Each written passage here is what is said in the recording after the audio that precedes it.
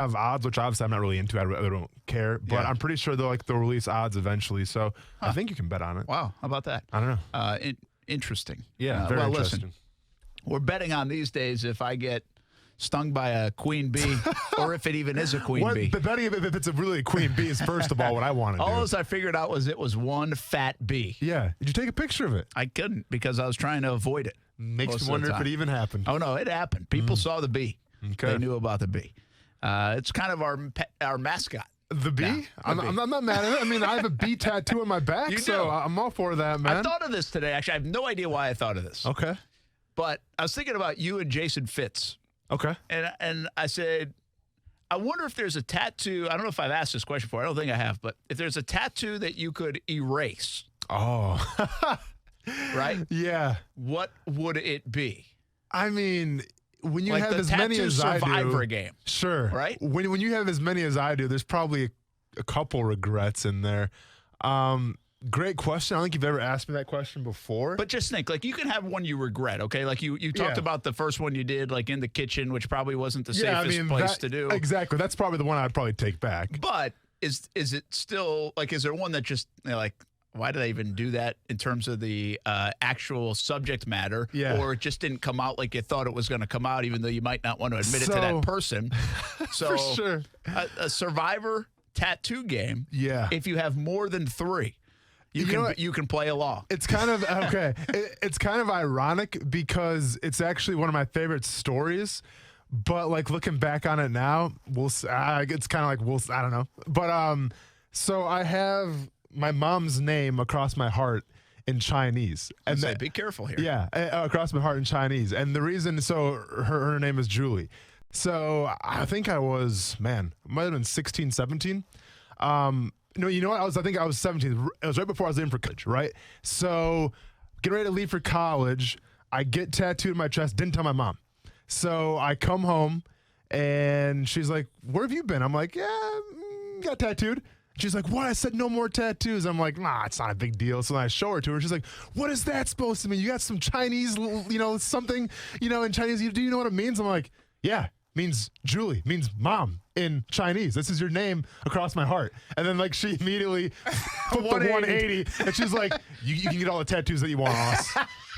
I love you. I was like, that's awesome. Yeah, Mom doesn't want me to get a tattoo, but Mom, I got a tattoo exactly, of you. Exactly. So to be fair, like, I mean, I don't really regret getting it, obviously, but I get all the time, like, what is that? Why do you have Chinese on your body? So probably that one, I would say.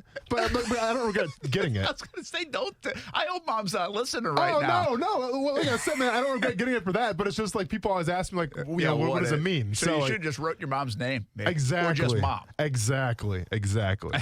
That's funny. But then to follow up on it, she actually got tattooed on her arch, which is an aggressive place to get tattooed. She got baby boy tattooed, which is like which she used to always call me and everything. So then she got baby boy across the arch after I got mom on my chest. So she got on the bottom of her foot? Like on her arch right here, man. Oh, so on the side. Like that's side arch. That's called the arch? I mean, I guess. That's what I would. Podiatrist. Neither am I, man. Is called a podiatrist? I think so. Yeah. I don't even have that. I'm flat-footed. Listen, man, we've been learning a lot of stuff this last couple days. Well, and since we're on the topic real quick, say one of your kids come up to you, 18 years old, say, I want to get a tattoo. What do you tell them? I got to be careful they're not listening here because this could be recorded. That's exactly what I just thought. Have at it. So, I mean, I guess I wouldn't think it was that big a deal now. I really don't. I think it's become such a norm. I think if you had asked me that question. Stay away from the face, though, obviously. If you had asked me that question like 20 years ago, I'd probably been like, yeah. Right? Like if my sisters asked or if I asked my parents, would be like, what? Yeah. You got a what? It kind of was like that. But it just doesn't feel like that anymore. And I guess I would just remind them, like, hey, not that you realize this right now and know this right now, but remember when you're old and flabby and 72, you have whatever girl you think you are in love with right now is on your arm. Yeah, for sure. I think, so, I would have the conversation, but I don't know. Like, Steph probably would feel different. Sure. She'd probably still be. She keeps everybody in a little bit of a bubble. In our world sometimes. It's not always a bad thing, by the way. I appreciate that about Steph. But she might be a little bit more like, oh, what? Mm-hmm. So, and I'm also not a huge Here's the thing on the 18, okay? Every kid wants to say, when I'm 18, Sure. I'm an adult, Yeah. and I can do what I want. Well, that's fine, but just don't ask me for $1 then. Seriously. I like it. Yeah. I mean, every kid wants to play that card. Yeah. And it kind of works. What? Because you can vote? Yeah. You can't even drink, and you can't pay your own damn bills. Yeah. And so if I'm paying your bills, Yeah. you still have to ask me for permission. I don't care if you're living in my house or not, but just where are you getting the money for the tattoo, and can you pay your car insurance? For sure. Fair question. Dude, it's a fair question. That reminds me. I think it was my freshman or sophomore year from college. I'm back home for we'll the talk summer. sports later. Yeah, This is life. We're going to get there, man. This is life advice. Freshman or sophomore year, going in the summer, coming back home from college. You know, like those first couple years, come back home from college, you feel like the man, like you feel so experienced, like you've been through life stuff now, right? You're a college kid, especially being out of state. Man. Yeah, you're a man, especially being out of Kentucky, back in Wisconsin. So I'm home, man, and I forgot, like, my mom, like, offered to wash she offered to do something nice for me. And I just remember, and I don't know why I said it. I thought I was, a big shot. And I'm just like, Ma, I'm a grown-ass man. I'll do what I want. I'll do it. I'll do the laundry. I'll do the laundry. Don't worry about it. And then, like, ever since, like, then, she always reminds me that. And then it's like, hey, Mom, can I get something to eat? No, you're a grown-ass man. You can get it yourself. I was like, oh, okay. I see how we're working. So I like Mom right there. Always take Good advantage move. when you can, Brent. That's all I'm going to say. Good move. Yeah. Well, we'll see what happens. We got a few years to handle those kind of situations. Yes, you do. Until they're 18. Let's just get to high school first. Brent Martineau, Austin Lane Coos here on a Wednesday. Action Sports Jags on ESPN690. We normally do talk more sports than this at the start of the show if you're just jumping in. But got off on a little bit of a tangent to start. Here is the great news of the day. I mean, I can't believe it. I'm stunned, amazed, and thankful. Ryan Newman walked out of the Halifax Medical Center in Daytona. Did you see the picture? I did. I mean, wow. What an amazing story. Less than 48 hours. I've got to tell you, man, I'm just being honest with you. I am stunned that, first of all, I saw the picture earlier today where he was standing up and took a picture with his little girls, and they said he was walking around. And then he got released from the hospital. And, gosh, it goes back to our conversation yesterday, and now it's a no-doubter. It could have been a disaster, tragic black eye for NASCAR on Monday with what maybe could have transpired in the Daytona 500 as that finished. And we posed the question, was it more of a black eye for the sport because of the danger of it? Or was it more of a feather in the cap of the sport to see how far they've come to protect the drivers and the safety? And now the answer to me is crystal clear.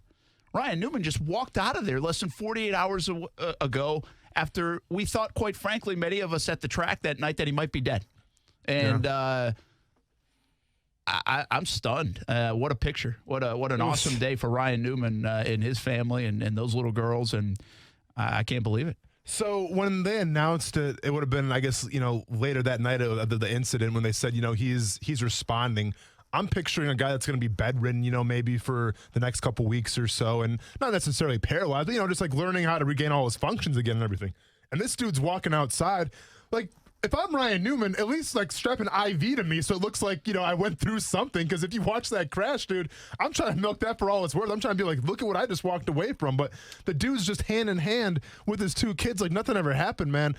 I agree with you, Brent. I think it's a testament to the safety, of those cars, what NASCAR has done, because there's no way that guy should be walking with his kids right now. Incredible. I still I don't think we've heard the extent of the actual injuries. I don't, unless that's out there in the last couple minutes. I saw that picture and I haven't seen anything more on Ryan Newman since. But what were the injuries? And was it concussion? Did they have to be really careful? Were there surgeries involved? Well, all those things. He's not casted up or anything from the picture. So, it's nothing broken, it seems like. I'm a positive guy. I have never, I think, felt so, I guess I've never really have thought the worst as much as I did about Ryan Newman. Mm-hmm. Not only that I thought he may have been dead, but once they told us that it was non-life-threatening injuries, I still thought the worst. I thought it could have been paralysis. I thought it could have been vertebrae, pelvis, collapse, all these things. And who knows what it is, but he's walking out of there less than 48 hours after it happened. So That's going to eliminate a lot of those things that I just mentioned if you're walking out of the hospital already. Well, Just unbelievable. And listen, I don't know exactly how fast he was going when he got hit by the other car. And like Stuart kind of brought this up yesterday a little bit, with physics and everything. Yeah, it slows down listen, to a degree. All I know is what I've watched, and like I've been on the football field, man, where there's been some big hits and guys, suffer catastrophic injuries, man. And for him to go through that in that race car, essentially get hit on, on his driver's side like that, and just walk away with him. We'll find out the extent of the injuries hopefully soon. It's just, it's actually baffling to me. It is, and does it make you wonder a little bit? I understand, like, we don't drive race cars. Yeah. But can any of that technology, and maybe it already is, can any of that technology translate to a normal vehicle? And does that, I'm very ignorant on I just kind of thinking about it right now and say, does any of that kind of technology get transferred over to the GMCs, GMs of the world, the Toyotas of the world, all of it, to those manufacturers and be like, hey, can we do this? It's obviously very costly in a stock car. I understand you're not going to do roll cages and all that stuff, but could any of it, any of that kind of stuff, and maybe it already is. People might be listening and be like, yeah, did they already share information on that? I don't know. I don't know if they do, but it is just, got to be really careful on the word miracle. It gets overused. I got to believe if I'm Ryan Newman, I'm thinking that's one heck of a miracle. I'm walking out of there today. And I wouldn't be afraid to use that word if I was Ryan Newman, his family, and everybody else. All right, so great news there on Ryan Newman. When we come back, we talk a little football, start showing some football. We brought some stuff up yesterday about Jan and Gardner Minshew. There's some other stories in the NFL floating around that, believe it or not, make you say, whoa. Maybe the Jags aren't as bad. At least they're not the worst in the NFL, maybe. Corporate show Brett Martineau coming out to play? Is that what's going on right now? Well, that's what I thought about. Yeah. and not only that, I was watching some of the storylines that might come up in the next month. Mm-hmm. And by March 20th, might you say, oh, my gosh, I can't believe it. I'm glad the Jags didn't do that. Okay. That's my point. Yeah, let's get into it. And just some of those examples. And a couple of them could involve the Rams, but they're not alone. Dallas Cowboys, and some of these big free agent signings that are about to happen. We'll talk about it next. Action Sports Jax on ESPN690. A little football. You're always invited to the conversation. 904-362-9901. Good to be home in the studio. Somebody clean this place up. Welcome back. We'll be back. Now get to cleaning. Action Sports Jax with Brent Martineau on ESPN 690 is brought to you by Best Bet Jacksonville and Orange Park. Now, the First Alert forecast on ESPN 690. Another warm day today under partly to mostly cloudy skies with a few showers, highs around 80 degrees. Join me beginning at 5 p.m. for CBS 47 and Fox 30 Action News Jax from the First Alert Weather Center. I'm Chief Meteorologist Mike Burrish. The Weather Center is brought to you by Beards Diamonds, where for a limited time, 0% financing store-wide. Find out more at beardsdiamonds.com. Zero Res can clean your carpets, upholstery, area rugs, tile, grout, granite countertops, and much more. And right now is the time to call Zero Res because they're offering the hottest price of the year. You get 3 rooms of carpet clean for only $99. Call Zero Res at 904-287-5727. Family is big around here. We're family-owned, family-operated, family-managed. And that means legacy. That means dependability. That means using Grainger. With over 1.5 million products and knowledgeable product experts, Grainger has whatever we need. And with same-day pickup and next-day delivery options, they have it whenever we need it. For over 90 years, businesses like ours have trusted Grainger. Because, like family, Grainger's got our back. Call, click Grainger.com, or stop by to see for yourself. Grainger, for the ones who get it done. Jacksonville Truck Center is here to help you get in the truck you deserve. When you need a fleet vehicle, Jacksonville Truck Center has the largest selection of pre-owned commercial vehicles, including cargo vans and work trucks. We're here to make it easy for you. There's commercial or personal financing available, even if you have bad credit. Don't spend your tax return money anywhere else. Visit the new Jacksonville Truck Center on Arlington Expressway next to the Southside Connector or online at jacksonvilletruckcenter.com. Hey, boss, have you heard? More dirt about the Ding Dong Doorbell Company. Uh-oh, what is it now? Get this. Some software engineer for the parent company has called for the immediate and permanent shutdown of the company because of privacy issues. Whoa, this is huge. Yeah, you just can't keep track of all the hacking stories. Oh, and they just fired employees for spying on customers. You realize this is bad news for us crooks, right? What do you mean, boss? Think about it. When these Ding Dong Doorbell customers finally get fed up, they could end up going to SafeTouch. Oh, no. Yeah. Once folks compare the cheap, unreliable, and vulnerable DIY system to a SafeTouch system, then we've lost them forever. Boss, we gotta hope this Ding Dong Doorbell Company stops messing up. Exactly. Because we gotta stick to the Crooks Are Us motto. Stay away from SafeTouch houses.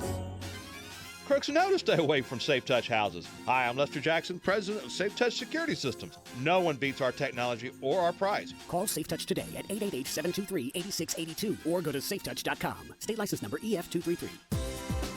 Not sure which fitness classes at which venues are right for you? For one day only, Planet Fitness is bringing their judgment-free zone to the Morocco Shrine Center for the Jags Health and Fitness Expo this Saturday, February 22nd, for you to try some different classes and speak to fitness pros.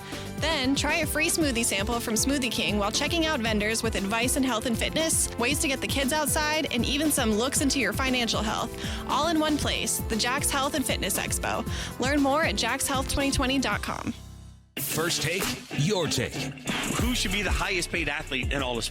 As we're going to have this conversation about who wins the Super Bowl next for Patrick Mahomes is a payday. First Take, your take with Jason Fitz from 1 to 3 Eastern on ESPN Radio and ESPN News.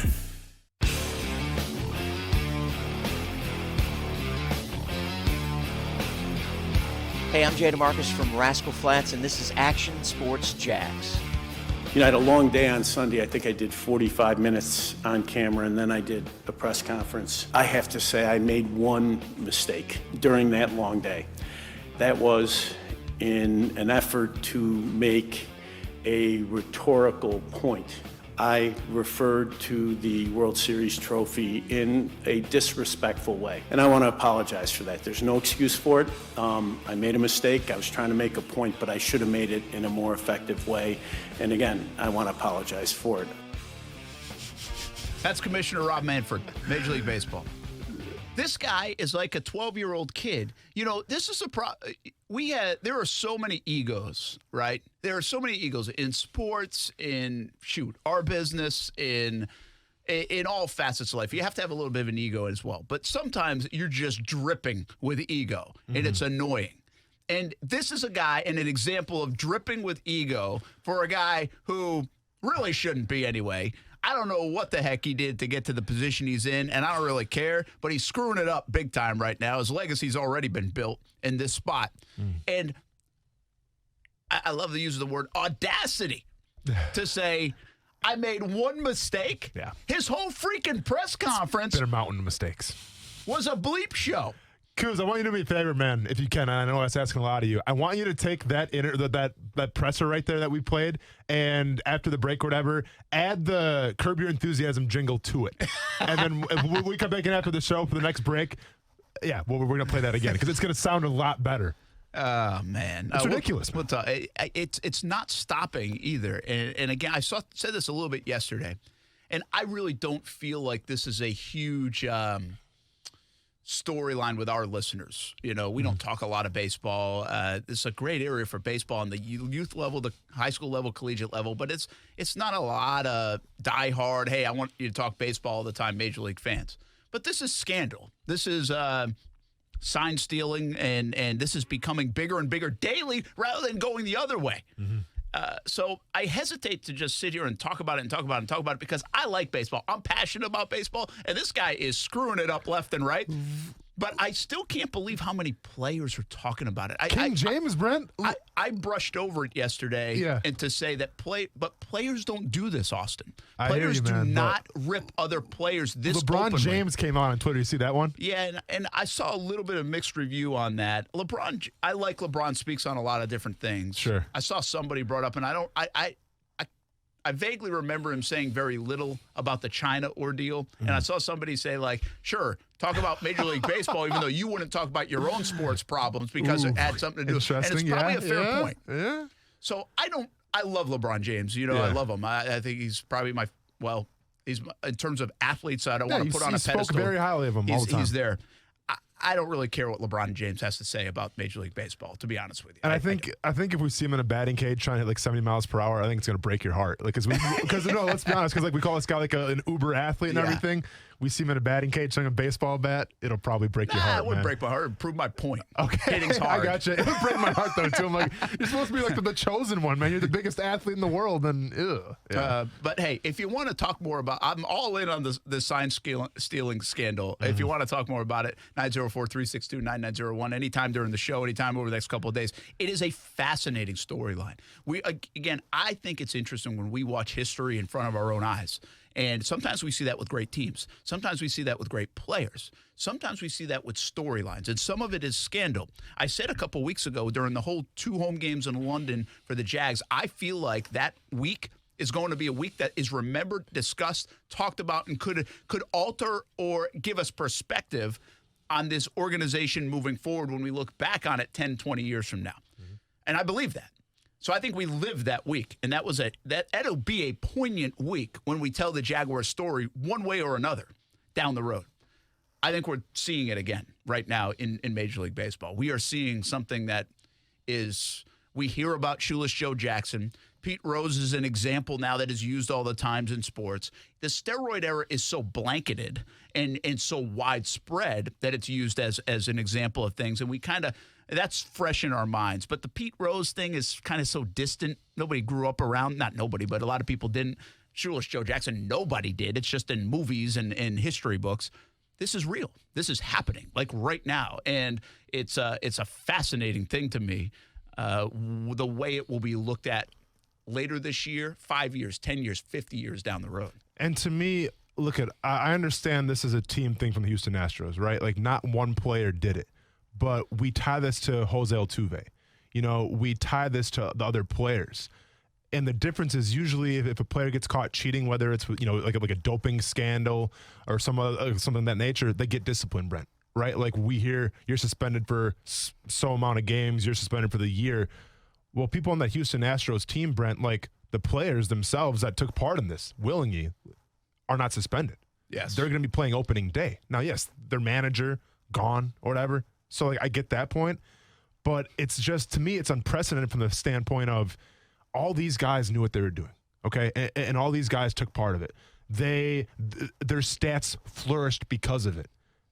And you didn't give them so much as a slap on the wrist. Yeah. Like, that's to me, is the unprecedented part of this. Unprecedented, and also that the players have this big a problem with that, and they're right, but I just didn't think it would come to this. It wouldn't come to John Carlos didn't say, I could have had 80 home runs if you give me that. Yeah. Although I do think he would have still had 400 strikeouts if you saw my tweet today. Nice. I didn't, but I like it. Guys cost their jobs, their livelihood. They feel that way. They're strong about it. And the other one is Fires here, who was the whistleblower on this. I mean, I understand the angst of that. It's like, hey, what stays in the locker room? But wait a minute. That guy, I feel, should be more and more as we see the angst of the players. He should be praised because the players are probably like, I'm glad you told us about that. I'm glad we found out about this. This could have been a 3, 4, 5, 6 year run. When was it going to stop? Whoa. So I think a guy that sometimes whistleblowers can really, you never know how they'll be perceived. I think Fires is looking better and better in this and getting more traction and more allies, I would say, from his fellow players in the MLB. Good. And listen, I've talked about it before. If I'm Fires and I go to a new team and I play the Houston Astros, well, the way I put food on my kid's table is to strike people out. And if I know dang well that the Houston Astros are cheating, they know my sign's coming, well, then, yeah, I'm gonna say something, man, because that's not fair. So I absolutely agree with Fires, and I get maybe some of the public, may kind of consider him like an outsider now, but I think what he did was right. I think it's proven more and more. I think it's debatable sometimes. But, hey, if you're told to do the right thing, sure sounds like Fires did the right thing. Yes, sir.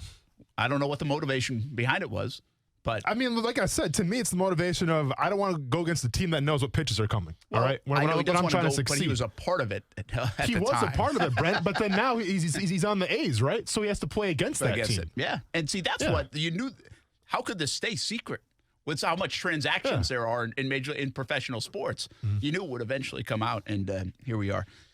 Well, we're supposed to talk a little football. We talked baseball there. instead. We will talk a little football. How many teams, I want to know, are about to have a bad next month and make some bad decisions, including the Jaguars? Where are they on that list? We'll get to in just a moment. Instead, right now, we're going to bring in University of North Florida men's basketball coach Matthew Driscoll. I'm assuming somewhere in Virginia. Got a big one tomorrow against Liberty tomorrow night. They're all big. But now you can finally talk about going 1-0 tomorrow night. Man, what's going on, brother? Hey, how about Vegas sets a line on how many guys are going to get hit? Yeah. Oh, interesting. Numbers like what? 80, like 83, I think. I think it was like 81.5 or something like that. But it might have even gone up to 83, Coach. How crazy! First of all, how crazy is that people are sick enough to bet on it? And second of all, that's a lot of dudes getting hit. That would be a lot because it's all on one team. We're not talking about league-wide. We're talking about one team. That's a lot of black and blue marks. Well, the guys that play for other teams, they'll get pegged too, right? Well, yes, I guess if they feel associated with it. But I don't see a lot of that. You know, that happened with the managers like Carlos Beltran when he went to the Mets and obviously Alex Cora with the Red Sox, and they let him go. But I haven't seen the player side of that as much. I think most of those Astros are, especially the hitters that were stealing signs, are still a part of the Astros. It was a big core of that team. So how about what's the delineation between whether a dude gets hit or not? Like, is it close? Is it brushback? Is it puts him on the ground? Is it like if you throw it behind him, does that count? I mean, I like to know like with the national anthem, you know, it's when the first note and the last note, it's a little bit more clear cut. So I'd like to know exactly what that is. But anyways, hey, before we get to us, how about the Baylor Bears? How about the amazing turnaround 17 years ago when Scott Drew takes over with our staff with a murder? And then next thing you know, they break the record for the most wins ever in a row in the Big 12. And just amazing for Coach to do what he's doing right now. With the really, if you ever saw the Christmas movie where they have the Misfit Island, that's what he has. He's got a whole bunch of misfits. Division threes, Division I transfers, JUCOs, guys that nobody wanted, guys that can't play at every program, and I'm just really, really happy and proud of them. And you know, for us, you know, when you look at where we're at and what's going on, and you know, being a half game up is irrelevant because really all that matters is the number of wins and losses you have. At the end of the day, we're all playing the same game. So tomorrow night is another first place game for us. I think, I'm not positive, I think it's our 7th straight or 8th straight game that determined first place. Wow. So yeah, so we've been in this, you know, we've been in this scenario. We've talked about this a lot, and you know, our philosophy and our culture and the way in which we go about it, you know, because a couple things could go either way during this entire 6-game winning streak, but our guys have really been resilient and persevered. And you know, you talk about Florida was top 5 in the country. Florida State was top 5 in the country at one point. Iowa and Creighton were both top 15. Dayton's top 5 in the country. So, you know, where does that come into play right now? That experience and that what the guys went through then, of course, competed in every single game we had. Some of the games without Garrett Sams, who, by the way, is on fire right now and playing at a high level. So we really feel like we're in a great place. They're very talented. I really think when you look at it, Brent, when you look at it, Austin, it's really two teams that really feel like they were going to be at this place anyways on this date, playing for this first place at stake, if you look at it from the beginning. Coach, you know, you mentioned that you guys are obviously playing on the road now. One would assume that the crowd's going to be very into it. Something that I always wondered with basketball in general, because you hear it all the time in football, you know, like the goal is to take the crowd out of it, right? Like score first, take the crowd out of it if you're on the road, and shut them down. In terms of basketball, you know, where the crowd's so close to you, like when you're giving your pregame speech or when you're talking to your guys, do you acknowledge the crowd, or do you just try to act like it's not even there for your players? Well, the first thing we do is we always, in the preseason, that's funny, that's a great question, actually. In the non-conference, we actually have a little poll we take to see who has the best introductions. See who has the most expensive fireworks, fire and sound, and it's funny because like guys will be like, Coach, they ain't got no Bose speaker like Iowa got. They ain't got no. I mean, so it's pretty cool. Like Florida Gulf Coast the other day, I went up to the guy and I said, I said, hey, man, great national anthem. You did a heck of a job. He goes, hey, your dad, he was a Christian. He goes, hey, your dad's a pastor, isn't he? And I said, nah, you got the wrong dude. I said, I believe in the Lord, but my dad ain't no pastor. So I went into the huddle, and the guys were like, Coach, who are you talking to? So I started telling them the story, and they started laughing. So I do think sometimes it does help break up a little bit of that stuff. I think it breaks up a little bit of that, what's going on, because if you get caught up into it now, and I'm going to tell you something else now. We was beating Creighton, right? In the second half, we was up, and they started to make a little bit of run. When they hit that shot to take the lead, like, it was over in that joint. It was so loud. Like, we had taken them out of the game, and we were playing well. They made a little bit of run, but we sustained it. But when they hit that one bucket to put them up one, man, like the roof was going to come off. So our guys have experienced that. They'll probably be close to 8,000, 9,000 here tomorrow night. The game will be replayed on Friday at 5 o'clock on ESPNU. And, it bodes well. And we're healthy. They're healthy. It's really in February, if you look at ESPN or you look at CBS Sports or Sports Illustrated, it's one of the big games Thursday night because not too many leagues have this kind of a scenario. And when you look at it too, Brent, I'm sorry, did you have a question? No, go ahead. I was going to say, when you look at it too, Brent, they're like 24-3 or something like that, whatever they are, and they have to do things differently than we do. That's just the way life is. Well, we're 18-10. I mean, if you think about it, if we're both in the same league, let's say the Big 12, and we're battling like this, we're both probably being talked about as being, 2 seeds or 3 seeds or 4 seeds and so on and so forth. So it's really cool at this level to have this kind of a magnitude of a game, especially when you're in a one-bid league like we are. Absolutely. UNF men's basketball coach Matthew Driscoll with us here on Action Sports Jax on ESPN690. Big game in Liberty in Virginia against Liberty. First place on the line once again in the A-Sun tomorrow night, 7 o'clock. What does, or what, well, you've been around this thing long enough to know, and you guys have built a very nice home court advantage at UNF Arena. Yes. What does that top seed potentially, there's a lot of work to be done still, but what would that potentially mean in the first week of March in the A-Sun tournament? I think a couple things that people really don't realize. First of all, not only is everybody coming to you, but the first game is a Tuesday and the second game is a Thursday. So the turnaround is almost like it is during the regular season.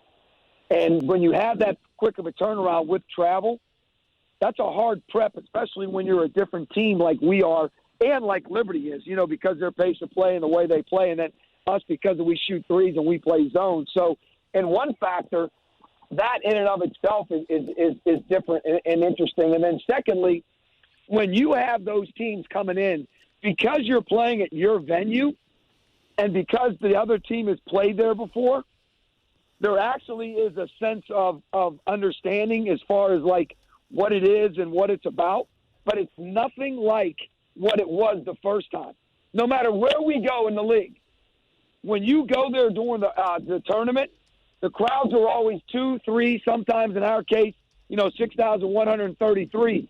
So because of that, it makes that arena even that much different. So I've noticed over the past that it's really, spurred some differences in that way as well too. So, and we're the only league in America that does it all the way through the way we do it in the time frame in which we do it. We even reseed, Brent. So if there's an upset in the first round, instead of the 1 seed playing the 4 seed, the 1 seed would play, let's say, the 7 upset. So now the 4 would have to play the 2. So we even reseed. So the league is really trying to make sure that the team that did the best during the regular season should be rewarded as much as they possibly can to get the best opportunity they can to get that bid, since it is a one-bid league. So I think it's pretty cool. Coach, when we talk about mid-majors, obviously usually how it works in basketball is only one team can go from each conference, right? And I think if you talk about like a Big 10, a Big 12, or an SEC conference where you win that conference championship, there's a lot of pomp and circumstance with that. I'm sure they celebrate that very much. In terms of your case, how much of the goal is it to win the conference championship, or is it you just kind of focus on that and then all of a sudden it's tournament time, and then obviously you focus on winning the conference tournament because that's where you go to the dance? Well, I think just to clarify too, you mean regular season championship. Exactly. I'm sorry. Does it have value, the regular season championship, even though it doesn't automatically say you're going to the dance? Exactly. First of all, the regular season is an automatic into the NIT. Mm-hmm. And because of that, it does have great credence to it. Because if it didn't have an automatic bid in the NIT, then if you don't win the tournament, you might not get in. You might not even get into the NIT. Yeah. And which is obviously a prestigious postseason tournament. Obviously, the NCAA and the NIT are the two most prestigious. So, in and of itself is a great carrot. And winning the regular season championship also gives you that seeding. If we were a neutral site like the Big Ten and all those guys, you're right, it wouldn't have the same credence. And whoever wins the regular season in the Big Ten is going to the NCAA tournament. But so for us, we talk about at the beginning of the year being that it's an automatic. We're automatically in postseason in one of the two biggest tournaments. So yes, that's what the regular season means from that aspect. And two, you hang a banner, you talk about championships. I mean, look at Kim Mulkey. She's the fastest coach in men and women to 600 wins. She's averaging 30 wins in 5. She's 600 and 100 in 20 years. 600 and 100. She's 30 and 5 every year. But she's won like 12 straight Big 12 championships or something like that. And you ask her, and those are just as valuable as the national championship because there's got to be some meat to them, and there's got to be some value to them, and that's what we talk about when we talk about the regular season championship. The seeding first, but it does guarantee you into one of those tournaments. Matthew Driscoll with us, UNF men's basketball coach. Big one tomorrow night at Liberty. I know you got to go watch film in a couple minutes, so last one for you. And by the way, it's beautiful here. That's like I'm outside. It's 60. As a matter of fact, I think I should have sunscreen on. I think I'm getting sunscreen. You might should. Did you get your run in this morning? Yes, I got it here. Okay, I ran campus. Yeah, I ran campus. It was awesome. Never Dunkin' Donuts. Let's go. Hey, did you get there super early? Is that an earlier trip than normal to be there this morning? Well, you know me. What I like to do is I like taking the first flight because if there's an issue, now you're not screwed up later on. Secondly, the earlier you get here, the better opportunity the guys get a nap. So I want to make sure the guys get a nap, and then we kind of get all the flying out. And now we'll do video. We'll go do practice. We'll get a walk through, a great stretch, get some shots up, and then we'll go to dinner. I got you. That was not my last question, by the way, but this one is. All right, what was it? And I feel like I know what you're going to say here, but I want you to think about it. You guys are tremendous offensively. I think you guys call it OER, right? Offensive efficiency rankings, and you guys are really strong. But I feel like you guys have played really good defense, and nobody talks about it this year because you guys lead the country in three-pointers made. So you have set kind of a bar with your efficiency on offense over the years, and I'm assuming you're pretty prideful in what you guys do on the offensive end. So what are you more proud of here in 2019, 2020? Your offensive efficiency and how clean you guys have been on that end because the turnovers are way down as well, or what you've been able to do on the defensive side? I think what we've done on the defensive side, I think these guys have really understood and have really grown this year, Brent. When they've learned that stops lead to our incredible guys to have whatever offense we want to have. And so I think they've really, if you look at our numbers over the last 6 games we just won in a row, we're one of the best defensive teams in the league. And it happened last year when we went on that 7-game winning streak as well, too. Now, this year we were able to cover some stuff up, almost like put a little lipstick on it because we were able to score so well. This year, like you said, less turnovers, that we were able to win some games where we didn't quite defend as well. But, yes, you're 100% accurate. What we've done defensively has led to this freewheeling offense that we run. And really, if you think about it, Brent, people always say to us, well, you shoot threes, you shoot threes, you shoot threes. Yeah, we do. But, like, the other day we were 22 from 32 from the two. Mm-hmm. I mean, it isn't like we don't get layups and dunks either. That's all we want to do is get layups and dunks and wide open threes. And then sometimes we like when Garrett and JT take tough threes because they can make them. But yes, we're really proud of our DER. And the other thing too, Brent, in my 11 years here, the regular season champion, except for one time, has been top 3 in DER, defensive efficiency rating. And that was the year our offense was like it was this year. It was an outlier the year Bo was a senior, and we won the regular season championship. So there's something to be said for that statistic. And it's a better statistic. I'll tell you why it's a better statistic, too, guys, is because sometimes you look at the stats and you're like, oh, man, they shot 46%. But if you caused 22 turnovers, your defensive efficiency was through the roof. Yeah. Yep. So they don't get shots. So they don't score points per possession. So I think sometimes to me, it's the best statistic there is out there to know whether a team can guard or not. What are you guys right now? DER. I don't have those stats in front of me. We're a 0.9. I want to say 0.985 in the league. So where does that put you? Fourth. And here's what's crazy about what you just asked is I don't go by overall because I can't count Florida State credit. It's just Absolutely. not fair. Yeah, your numbers are skewed. Yeah. Yes. Well, what I do is I do the league mainly, but I just do all one bid league guys. Okay. I look at our numbers versus one bid league guys because that's apples to apples. Absolutely. I mean, I can't tell the guys I'm pissed off at them, and next thing you know, we're playing 2 top 15s and 3 top 5s. I mean, that don't make sense. Absolutely. And by the way, there were 20-some thousand in Syracuse too. Yeah, there were. That was a heck of an atmosphere. Hey, you've got about 45 seconds to go start the later. film. So get in there. Yeah. Thanks for hanging with us. Appreciate it. Hey, listen, I appreciate y'all. I appreciate what you guys do for us. And we'll be back on Saturday night at 5 o'clock at home, senior night. This senior group almost scored about 6,000 points. So it's senior night, 5 o'clock in Lipscomb on Saturday night. So we'll see you right back after we get out of Lynchburg. All right. Good luck, man. Appreciate it. We'll be watching tomorrow night. That's Matthew Driscoll, UNF men's basketball coach. They have a huge one tomorrow. There's a watch party, I think, over at BW3's, Buffalo Wild Wings, at the Town Center for that one tomorrow around 6:30, 7 o'clock. And he's right. This senior class has been special. Good bunch of kids, too. I mean, that's one thing. That program, it's good program. Good kids to be around and really good basketball players. He kind of hinted at it. But to have 18 wins for them overall with the schedule they play early on, pretty remarkable. Yeah. They have done a great job. They're a fun team to watch. Hopefully they get it done tomorrow at Liberty. Liberty's a really good team. UNF got them the first time around. Here at home, we'll see if they can get it done on the road and really take command in the A-Sun to get that number 1 overall seed in a regular season conference championship. All right, we talk a little football when we come back. Action Sports Jax on ESPN 690. ESPN 690 Sports Center Update.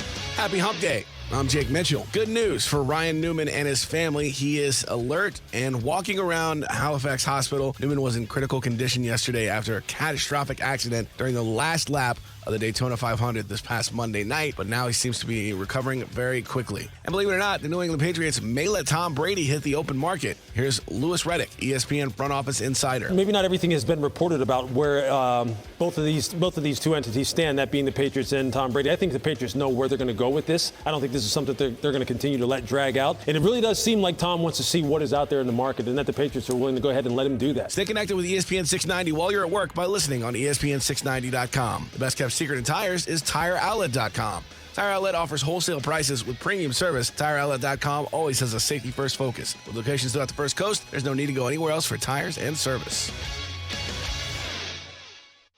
It's happening, people. Our friends at Arlington Toyota are getting a brand new state-of-the-art showroom. And that means the old stuff is coming down, and so are Arlington's prices. I'm talking up to 50% less on remaining 2019s and even 2020 models. How about a 2020 Toyota Corolla? It's not $18,095. Now it's only $14,991. That's $14,991 for a pre-owned 2020 Toyota Corolla at Arlington. And if you've got to have a 2019 Toyota RAV4, it's not $24,195. No, now it's It's $21,581. Just $21,581 for a pre-owned 2019 Toyota RAV4 at Arlington. Plus, you get the Arlington Toyota $5,000 Advantage Club, which includes a lifetime warranty with unlimited time and miles with your purchase. Construction is underway and prices are coming down at Arlington Toyota. So get in today and pay up to 50% less on remaining 2019s and even 2020s. 10939 Atlantic Boulevard and online at arlingtontoyota.com. Visit arlingtontoyota.com/construction sale for offer details. Hey, it's Mike Golick from Golick & Wingo. Thanks for making ESPN 690 the fastest growing sports station in Jacksonville. Clearly, it's because I'm on every morning from 6 till 10 a.m. But this isn't about me. It's about your business. Get your business noticed today. First Coast is making the switch to ESPN 690, and there's no better time to get on our team than right now. Call ESPN 690 today, 245-8732. That's 245-8732. Grow your business today on the new ESPN 690. After a car accident, you can feel like you've lost control. I'm Eli Anajar from the law offices of Anajar and Levine.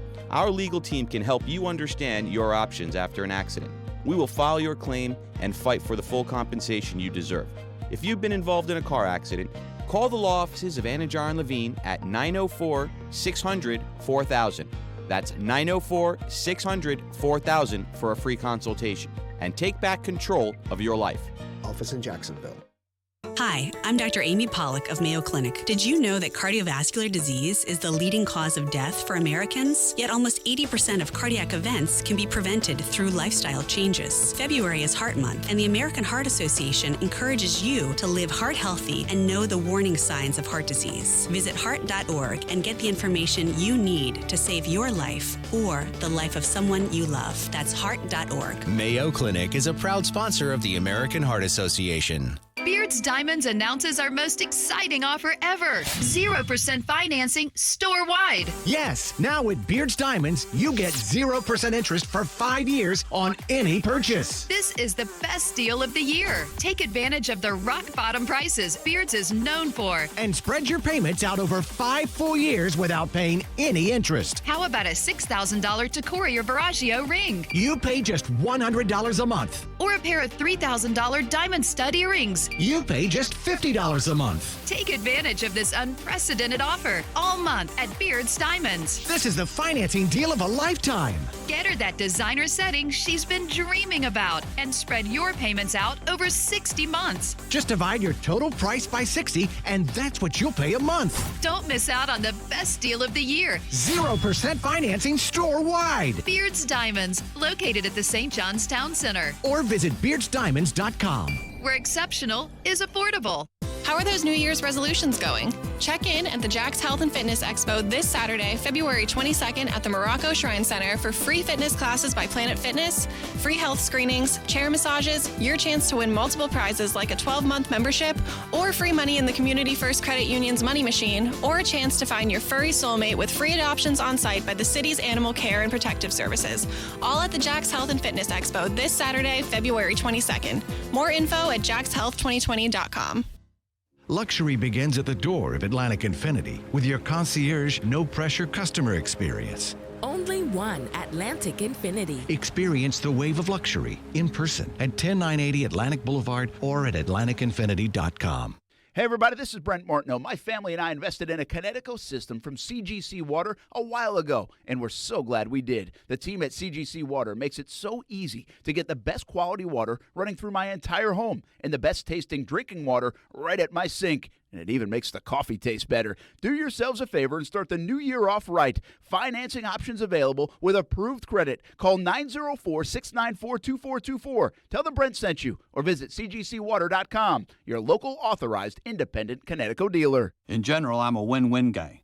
When I have to spend hours searching for the right part, it's lose-lose. It's time lost for me and lost time for my crew. That's why I order from Grainger. With product experts that have the answers to my toughest questions, an easy-to-use website to help me find the right product quickly, I can rely on Grainger to make getting supplies for my business as simple and seamless as possible. When it comes to getting things done, it's a win-win when Grainger's got your back. Call clickgrainger.com or stop by to see for yourself. Grainger, for the ones who get it done.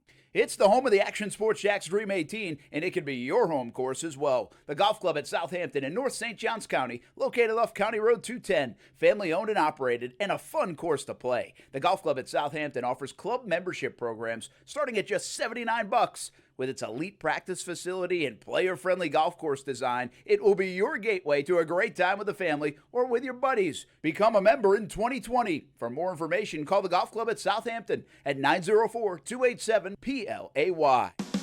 Looking for a different lunch experience? Come dine with us on Fridays at Clara's at the Cathedral, located at 256 East Church from 11 a.m. to 1:30 p.m. Treat yourself weekly to an upscale menu, live entertainment, and fellowship with friends and colleagues you don't want to miss. Call and reserve your seat or table today at 354-4162 or log on to clarawhitemission.org. All proceeds benefit the Clara White Mission.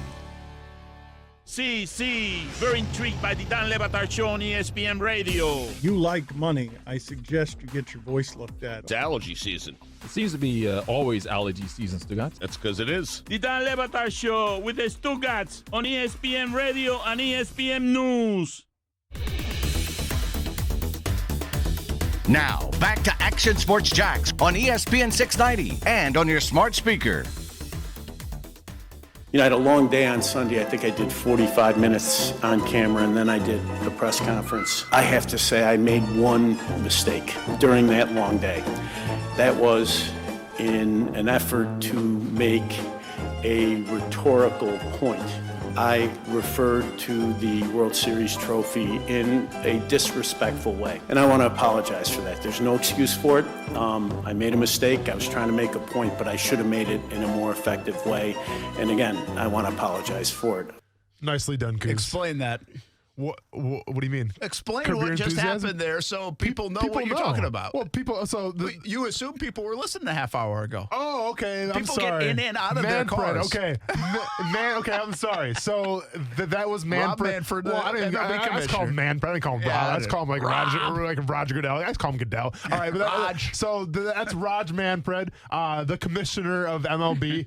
Kind of going back on his words a little bit, or at least going back on something that he said, where he referred to the title as, was it, to quote him, was it a silver shiny thing? I think was the exact verbiage. Piece of metal. A piece of metal. Okay, I'm sorry. A piece of metal. He didn't even do it justice. He wouldn't even give it the shiny part. No, it was just a piece of metal that he referred the title to, and obviously that kind of rubbed people the wrong way a little bit. And let's be honest, the way he's been handling this whole ordeal right now has not been a good look for him. So there you go. When you do that stuff, you get Curb Your Enthusiasm in the background. Did you think that worked? Was that effective? Nice job, Coos. I think so. Is that what you had in mind? Did you watch Curb? You probably don't watch Curb Your Enthusiasm, so you know. Yeah, that was nicely done, Coos. So you that nailed it. worked. It nailed. Okay. Yeah. I'm having a hard time getting a feel whether that.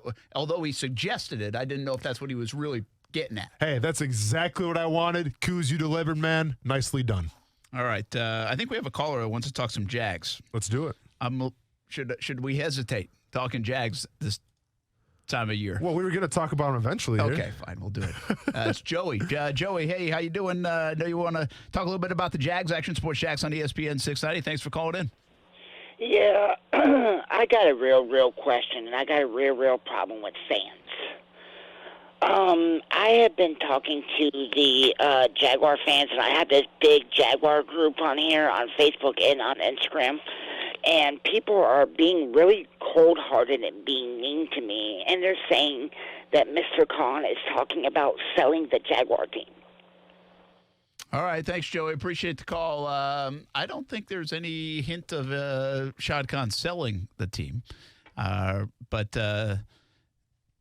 people may think that, and there has been narratives of moving the team and all those things from the outside world for a long time. I think we've made it crystal clear here on this show that even a second home game in London, I've told you many a times that anything I can find and everyone I talk to, there is no hint of any of that. This is, in fact, the more and more I've dug on this in the last couple of weeks, there is no way a team is going to they're going to London. Yeah.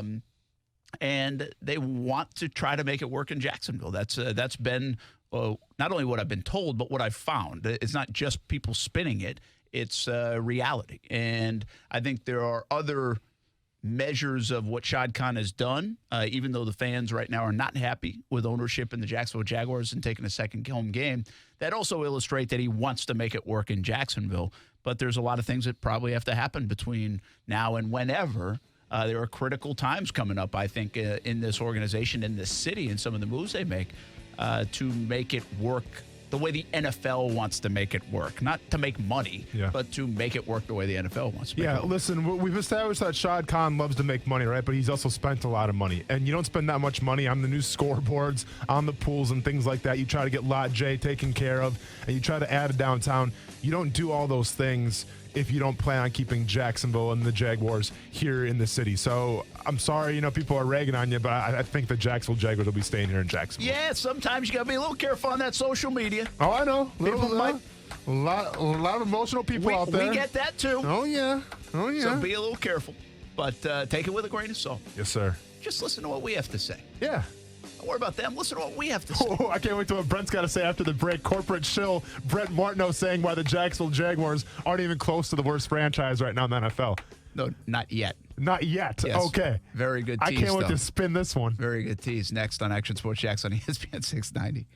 It's happening, people. Our friends at Arlington Toyota are getting a brand new state-of-the-art showroom. And that means the old stuff is coming down, and so are Arlington's prices. I'm talking up to 50% less on remaining 2019s and even 2020 models. How about a 2019 Toyota 4Runner? It's not $31,755. Now it's only $26,991. That's $26,991 for a pre-owned 2019 Toyota 4Runner at Arlington. How about a 2019 Toyota Camry? It's not $19,745. No. Now it's just $16,291. Just $16,291 for a pre-owned 2019 Toyota Camry at Arlington. Plus, you get the Arlington Toyota $5,000 Advantage Club, which includes a lifetime warranty with unlimited time and miles with your purchase. Construction is underway, and prices are coming down at Arlington Toyota. So get in today and pay up to 50% less on remaining 2019s and even 2020s. 10939 Atlantic Boulevard and online at arlingtontoyota.com. Visit arlingtontoyota.com/construction sale for offer details.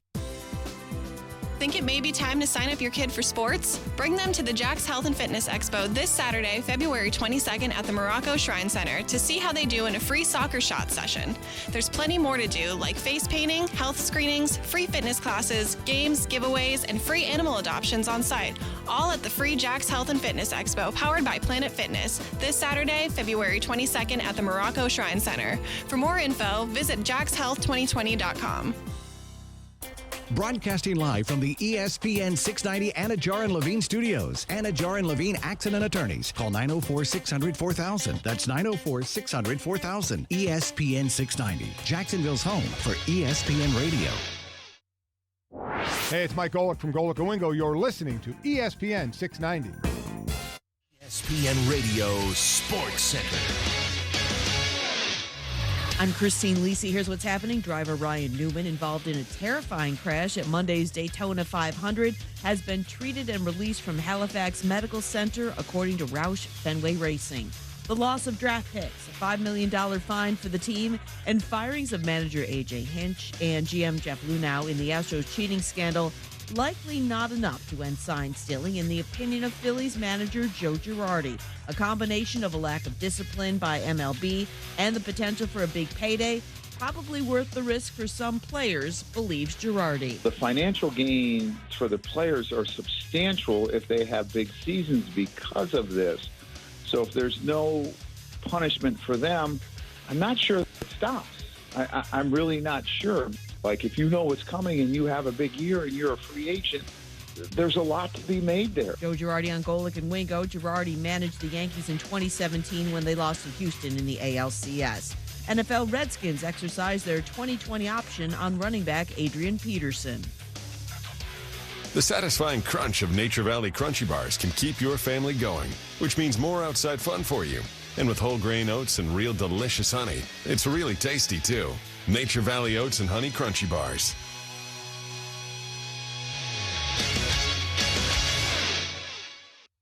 WOKV Jacksonville. Listen live everywhere you go on ESPN690.com. ESPN 690, a Cox Media Group station.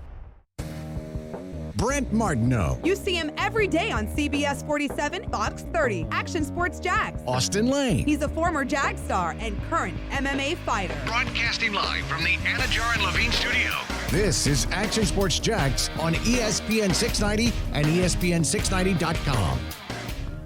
Once you get the knock, you forget about all of that. I mean, it was just that. It was the frustration left, the disappointment. Didn't remember it, but just having the knock, man, and just knowing that people have decided to really just push your greatness or just see everything that you've done on the field and your body of work. It was honor being enshrined in the Pro Football Hall of Fame, man. I was just super excited.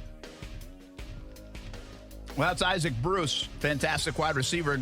He'll be going to Canton, class of 2020. You know what's interesting about the Hall of Fame class?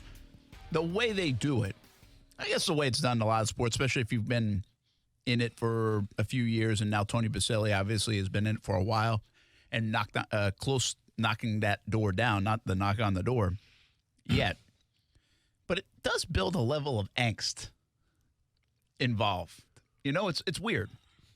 It's like if you're being grouped into being great, right? That's a heck of a compliment. That's like an unbelievable accolade.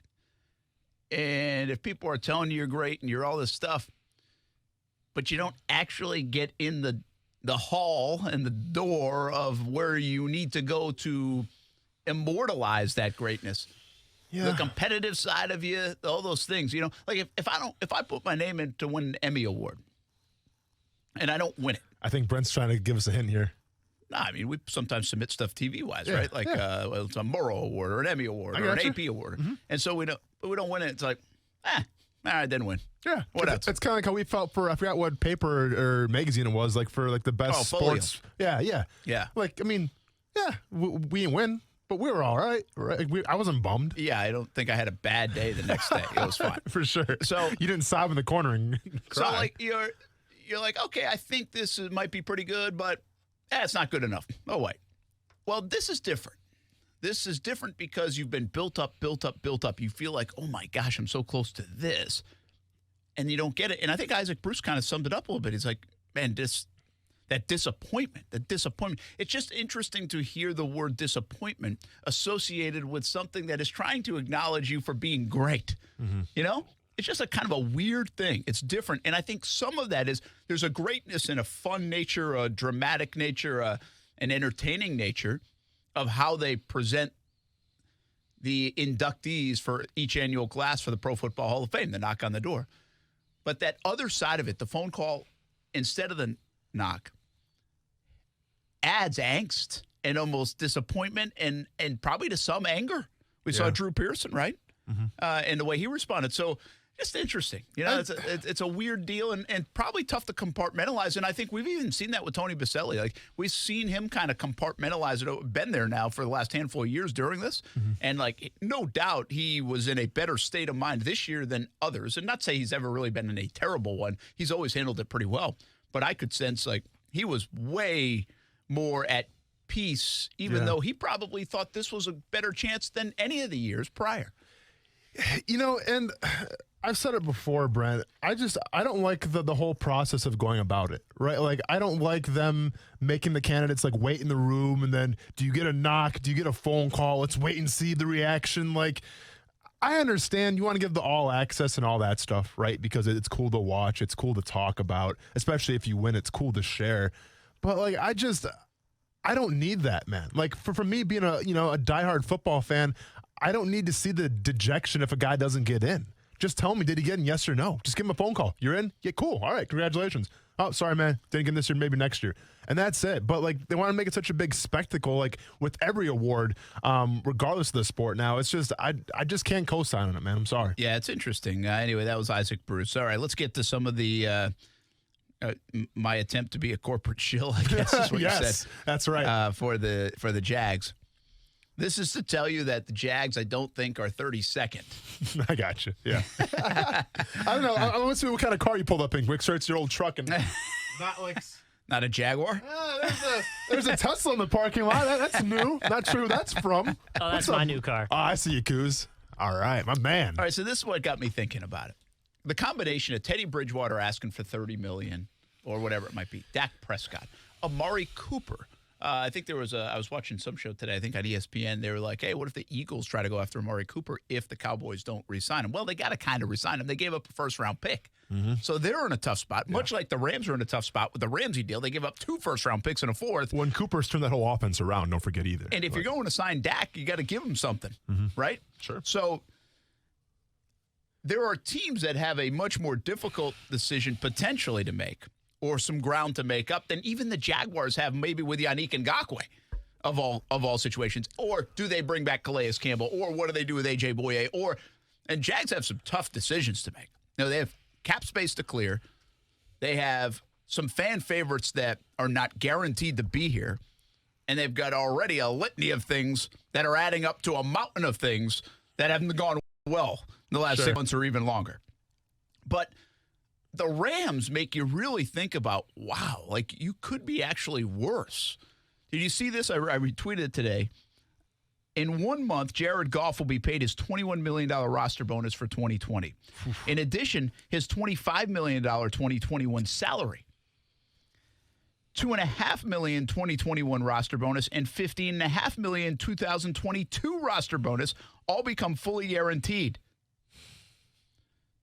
If I add that up, that's a lot of money. His dead cap figure will rise to $94 million. Wow. So for the next couple, that is for a lot. We say this a lot, like these deals that can be you're out of them in 2 years. The Jags are getting a lot of heat for the last 2 quarterback deals. Well, they should get a lot more heat, we always say, I think, for the decisions to go that route that didn't pan out, more so than the actual contracts. Did they overpay for Blake Bortles because there wasn't a huge market? Yes, but if you look at the dollars attached to the QB position for Bortles, again, we're talking about it would have been 17th, 18th, whatever. So it was more the belief in Bortles than the dollars in Bortles at the time. Now, once it didn't work out, well, you're stuck with $6.5 million and all this dead money. Well, then it was bad financially, too. Nick Foles, you know what? For a Super Bowl winning guy, 30-year-old quarterback, a guy that you thought could help you and upgrade your quarterback position to pay him what you paid him last year, probably wasn't the worst contract ever. Now that it doesn't look like it's working out, you might go in a different direction. It looks like it's the worst contract ever.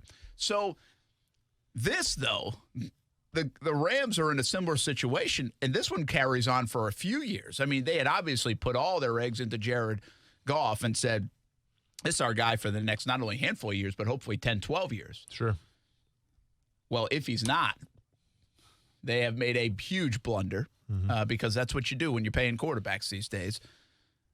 They also have to fix the Ramsey thing in some way, shape, or form, and that might not be contentious, even though we're rooting for it to be contentious, but they have to sign him to almost whatever he wants.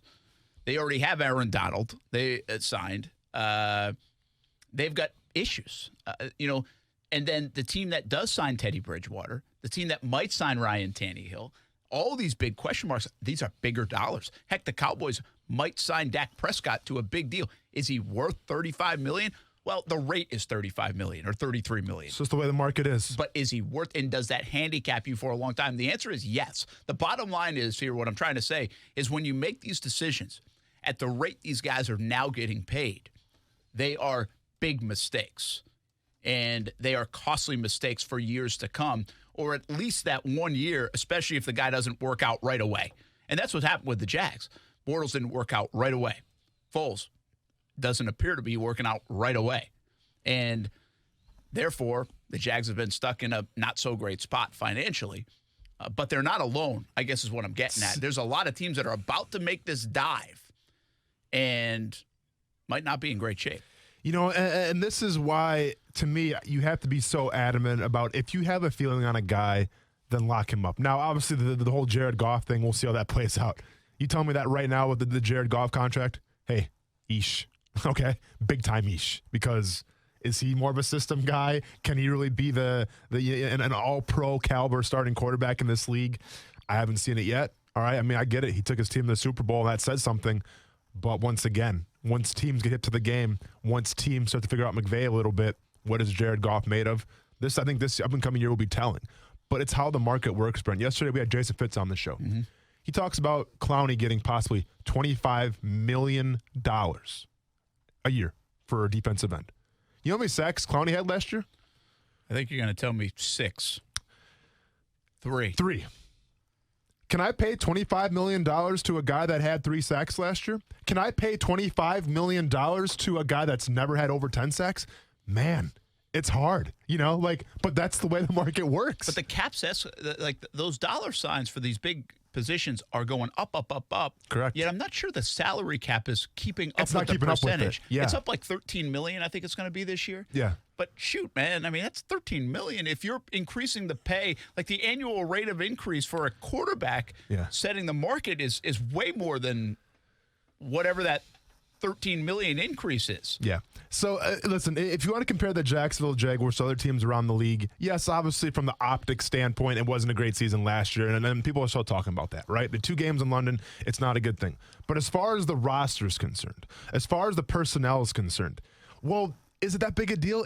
It can be yes and no, because we still don't know if Boye is going to stick around. We don't know if Calais Campbell is going to stick around, and we're not really sure on Jan yet either. So say you lose Boye, Campbell, and Jan. 3 guys in that defense. Who's essentially the leader now, especially on the defensive line? I mean, would it be Avery Jones, I guess, would be the leader? Is Josh Allen ready to be a captain, step up that leadership role in only a second year? Possibly. You'd like to say Miles Jack, but... Yeah. So you just, from that standpoint, it's kind of bad news. I get that you got rid of Coughlin, so the optics of that, those things are gone. Now, hopefully the culture will be better. But if you want to make arguments for what teams have it worse, to me, and a team that no one's really even still talking about, is the Washington Redskins and Trent Williams. For whatever reason, people wanted to go on and on and on about grievance gate, with Tom Coughlin and everything.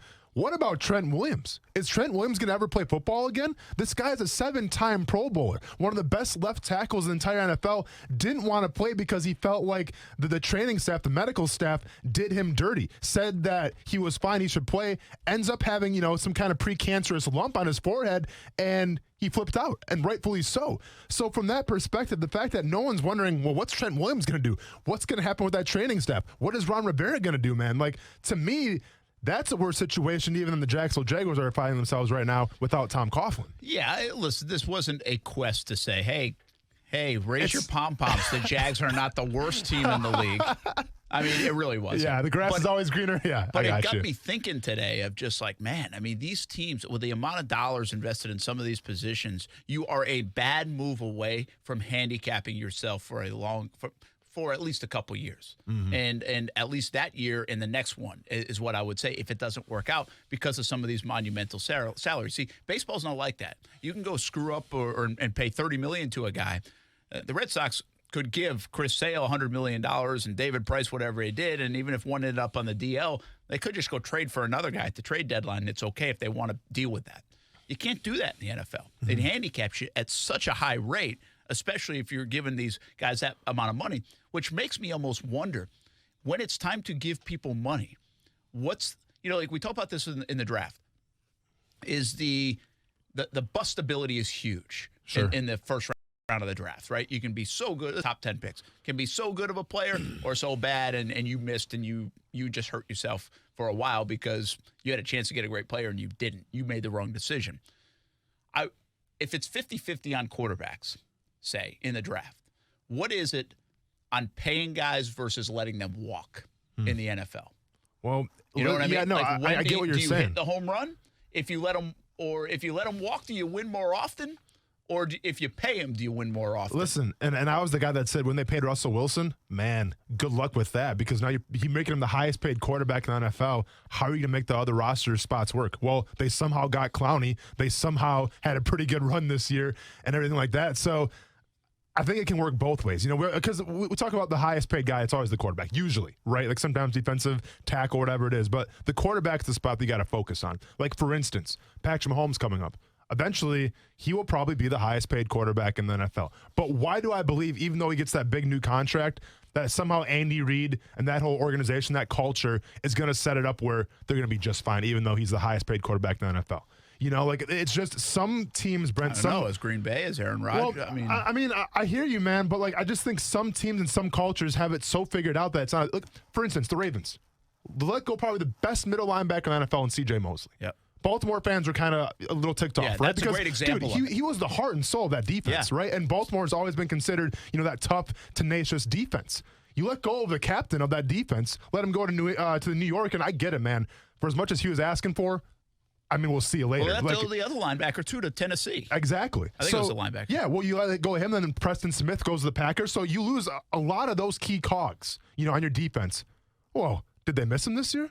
I think they were just fine. I think the Ravens had a pretty dang good season. And I guess that's my point.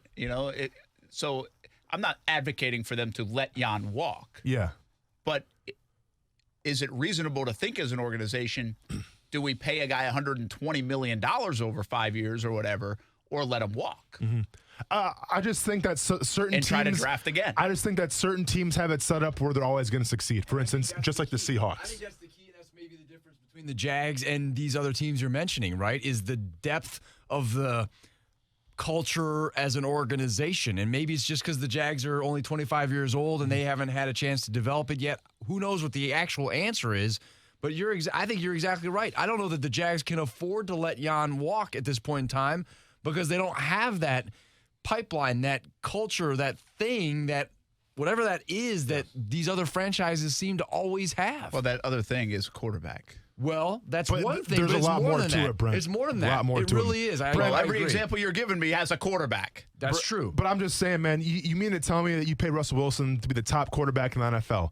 You lose your top 3 running backs. You sign Marshawn Lynch off the streets. You lose 2 of your tight ends. You got a guy by the name of Hollister, who I never heard before, taking first-team reps. And you mean to tell me that it was just going to work out because it's Seattle? Dude, that's the culture. They play great defense still. I mean, okay defense. I wouldn't say great, but just the team environment, man. It doesn't matter, it seems like, who they have at wide receiver. It doesn't matter if they have a beat-up offensive line or a running back who's on the streets, for the past 2 years. They're going to find a way to be successful, and that's what the culture does, But Brent. their culture has been created by a quarterback who's now been there 7 years. And yes, Pete Carroll in Seattle and the rest of them deserve that. But the quarterback eventually helps create that culture. Tom Brady, just as much as Bill Belichick and the Patriots, has helped create a culture in there. But the Baltimore Titans. The Baltimore example is really a good one, I think. They didn't have Flacco wasn't a great quarterback. They had a culture around Flacco that allowed him to be good, and they got rid of 2 of the key cogs to what you would say the culture was, and they still survived. But they even got better. It goes even deeper than just a couple of individuals who you would even say are the key parts to that culture. And this is a culture, Brent, who drafted tight end after tight end after tight end. 2 tight ends in one draft class. And the top, I think, top 3 or first-round picks or whatever were tight ends. That's what Baltimore does, man. They establish what they want to do. It doesn't matter what the experts say. We're going to do it our way. And guess what? It panned out for them. Yeah. I understand what you guys are saying. I do understand what you're saying. Yeah. I just don't. Listen, if Lamar Jackson flopped this year, you're not selling me on culture of the Baltimore Ravens. You've got a fine point because it does seem to coincide with good quarterback play covers stuff up. Absolutely, But it then does. Russell Wilson has covered up for a bad offensive line for a couple of years. Yeah, absolutely. Right. He helped them. We had this discussion. Ben Roethlisberger helped Pittsburgh reset their entire team when they lost to Palobalus and those kind of guys over the years. Russell Wilson, you just watched it happen. They reset the entire team, the whole entire roster, from Legion of Boom and everybody, and Marshawn Lynch and all those players to now. But, Brent, in Pittsburgh, though, you lost Big Ben. Okay, you lost him for the whole season. You lost, Antonio Brown. You lost Smith-Schuster for a majority of the season. You lost your starting tight end, and guess what, man? Pittsburgh went 8-8. Yeah, they went Pittsburgh 8-8. had a hell of a season. With no 8-8 and hell of a season aren't doing okay, you know what? The same. I would say where they're at with what they had, I think they had a hell of a season. And you can quote me on it, man. I would agree with you that they outperformed given what they lost. Okay, so that's what I'm saying. I mean, yeah, they didn't go to the playoffs, so it was a But you disappointment. can argue by Brent's argument, you'd say if they had Roethlisberger, they would have gone better than 8-8. They would have been 12-4. They would have been 12-4. But I'm saying I'd say you're both right. But I think there are exceptions to the point you're making is a good one. If I can be the mediator in this, Yes, if I can take the objective role that I like to play. But no, in all seriousness, I think the Baltimore example is a really good one that is the exception to what you're saying. Because I don't think Baltimore would, until obviously Lamar Jackson, they didn't have great quarterback play, but they still were successful. But they thought about firing John Harbaugh recently. They did. When that gap existed. But no, they Flacco were successful. wasn't playing well. Flacco wasn't playing well, but Flacco, okay. I mean, but here you go. Listen, I get the culture. I get what you're saying. But my point of what you said is Kansas City and the culture and everything. But bigger than the culture and what Andy Reid and what Kansas City will build in this great organization now, and because once you win a Super Bowl, you automatically become a great organization, is Patrick Mahomes will hide whatever they do. If they don't re-sign Chris Jones because they can't afford him, or that gets messy, don't worry. Patrick Mahomes got this. But that's the difference because you've got a guy you can afford, and this is exactly your point, right? You can afford to pay a truly great quarterback whatever he demands because he masks all these other problems. It does. The problem lies when you overpay a quarterback who is not truly great. See Bortles, see Foles, and you're not getting Cousins, that in return. You're not getting the guy who can cover. You're paying Cousins, but he's not necessarily covering for when you're whatever. Yeah, and that's why. Say Minshew becomes the guy. Or if Bortles had been the guy, or if Foles had been the guy, whatever. Just name who. I think Bortles is a better example because he had been here for a bit. Mm-hmm. And so if he had been the guy, Telvin Smith retiring at the start of the year, don't worry about it. I got this. I'm Blake Bortles, who's been now here 7 years, and I'm putting up numbers, and I've evolved into a good quarterback, if that's the case. Well, instead, you're stuck with a new quarterback situation, one that doesn't work out because you're keeping your fingers crossed that it does work out, and you're paying a lot of money. And it's now all of a spiraling sudden, and Telvin spiraling. Smith not being there and whoever else not being there. Yeah. Now these things are huge. They're big. And I guess that's why people do pay that much for the QB spot. But what to really pull this full circle is teams are about to find themselves in that situation. Because do I think Ryan Tannehill is worth paying $25 million a year to? No. And so Tennessee might find themselves in a tough situation. Teddy Bridgewater wants $30 million a year. Should he get it? Well, go find out, Tampa or somebody else, and see. But he might not be worth it. That's a big risk, and that will set you back. Dak Prescott, you know what? You outperformed where you were drafted. You've played well. But are you Russell Wilson kind of quarterback? Are you Aaron Rodgers? Are you Patrick Mahomes? I don't know. We'll figure it out. Well, to me, Dak's a little different, though, because Dak came up with the Cowboys. Okay? Dak essentially is like kind of Gardner Minshew, right? Like where you drafted him late, no one really gave him a chance, but guess what, man? Yeah. Ever since Tony Romo went down, he's a good comp to that. The quarterback position hasn't been a problem I agree. in Dallas. So you may have to inflate those numbers a little bit from Price just because of what's transpired since he was a rookie. Yeah, and it's like even Jack Stan says consistently hitting in the draft is how you make it work. You're right. Hitting and keeping your guys, I think. Well, but my point being, Baltimore just let 3 linebackers walk. You got to hit with the one. You got to hit with the one that Yeah. matters the most, and that's what you're saying. You Yes. got to hit on a quarterback, and if you truly hit on him, you can afford to pay him whatever you need to pay him to keep him around because you can mask other deficiencies that are going to come up when you but can't pay him. The only argument, Draft and though, replace. I Draft get and it, replace. but Is that the new thing? The only argument, though, is Aaron Rodgers is probably for the past decades probably been the best quarterback, if not the top 3 best quarterbacks in the NFL. Yeah, but How the many Super Packers Bowls have does he been. The have? Packer won. He's got one more than the Jags do, and one more than the Vikings do, for the record. And they're relevant. Their bad year is 10 and one 6 and or done 9 in the and 7 playoffs or whatever. Yeah. I think most fans in Jacksonville would love to be relevant every year. I got you. And I think that's what I'm saying anyway. I'm waffling. But It sounds like, which I usually do.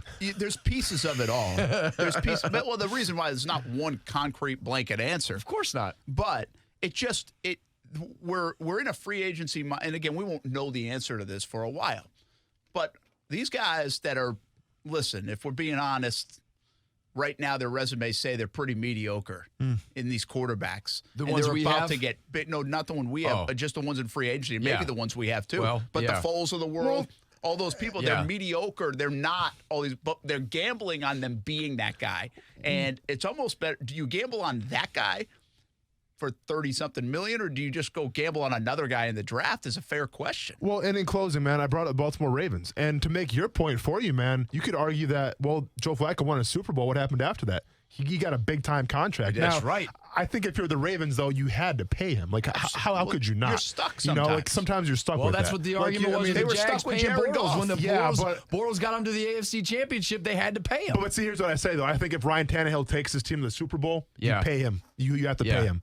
Ryan Tannehill, falters in the AFC Championship game. Well, I think if you let they him don't, go. it's because they've studied the Jags and seen what Same happened thing with Joe the Jags. Flacco. Same thing with Joe Flacco. It can be the difference in that one game, but you have to crazy. make that tough decision.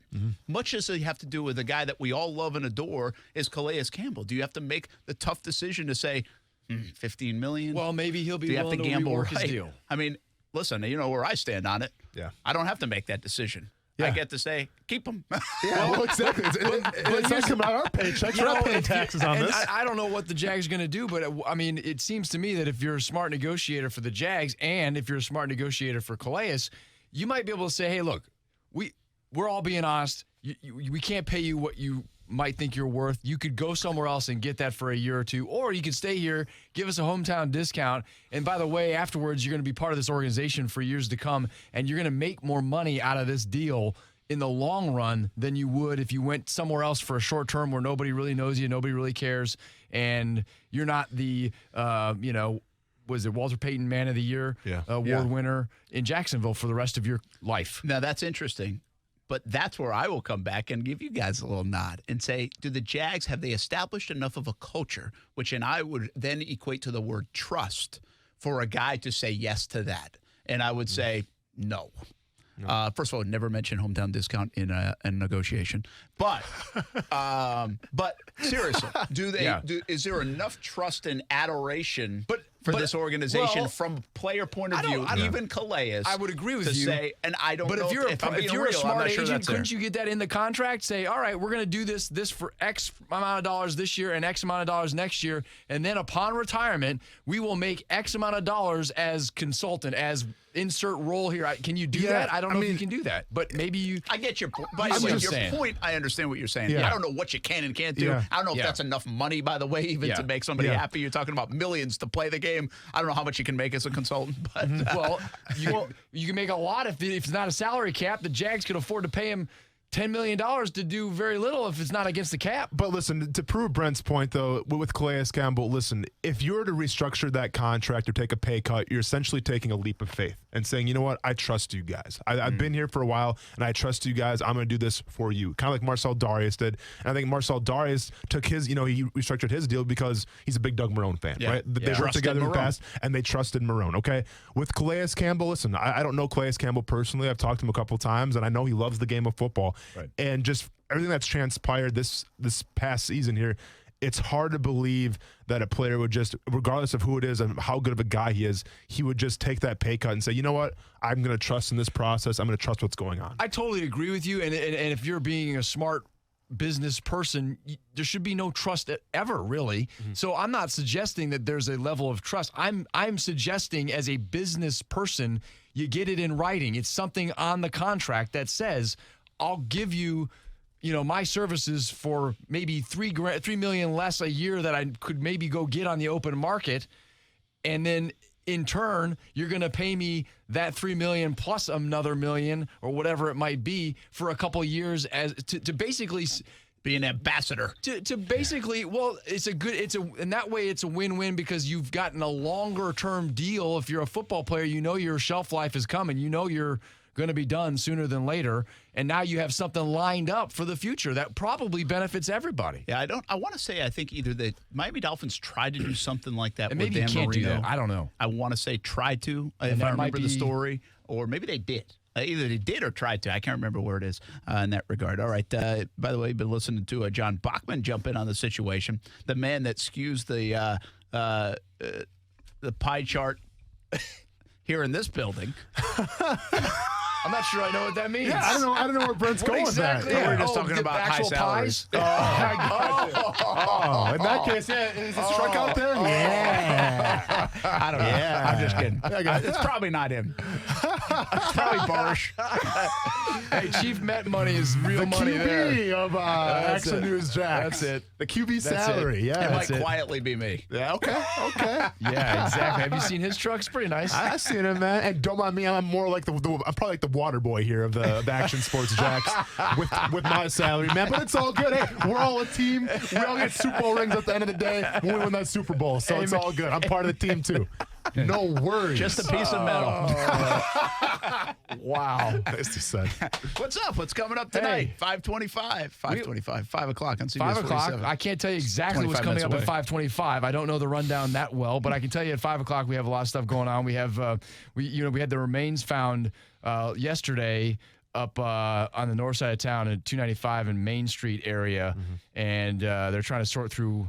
They know where those remains originally came from because they're doing some construction there, so the dirt was brought in, so they know where the dirt came from. So now they're trying to go backwards and try to figure out, obviously run some tests on the remains to figure out who it is. So there's a mystery that they're trying to unravel there, and we've got a great story out of Duval Schools. A teacher's aide was in the right place at the right time with the right skills to save a student who was choking. So that's a pretty cool story. And here's one that'll get you talking. This is not necessarily local, but it impacts everybody. Sleep and weight gain.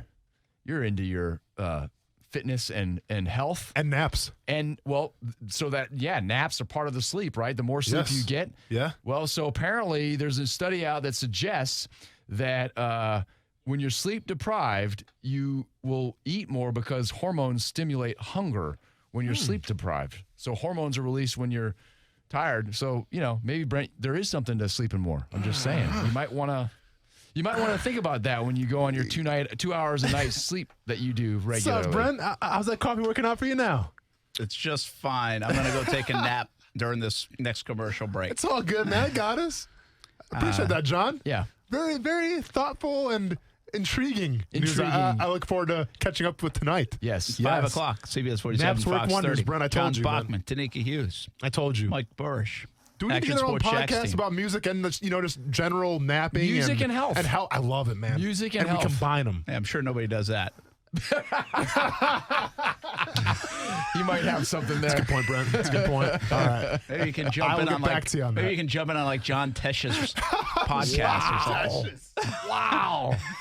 Funny story. The news anchor I worked with in Raleigh, in North Carolina, was a roommate of John Tesh. Bill Leslie at WRAL. He's retired now, but he was a college roommates at North Carolina, University of North Carolina, with John Tesh. How about that? Yeah. That's a good story. I think I met him at least once he was in the building.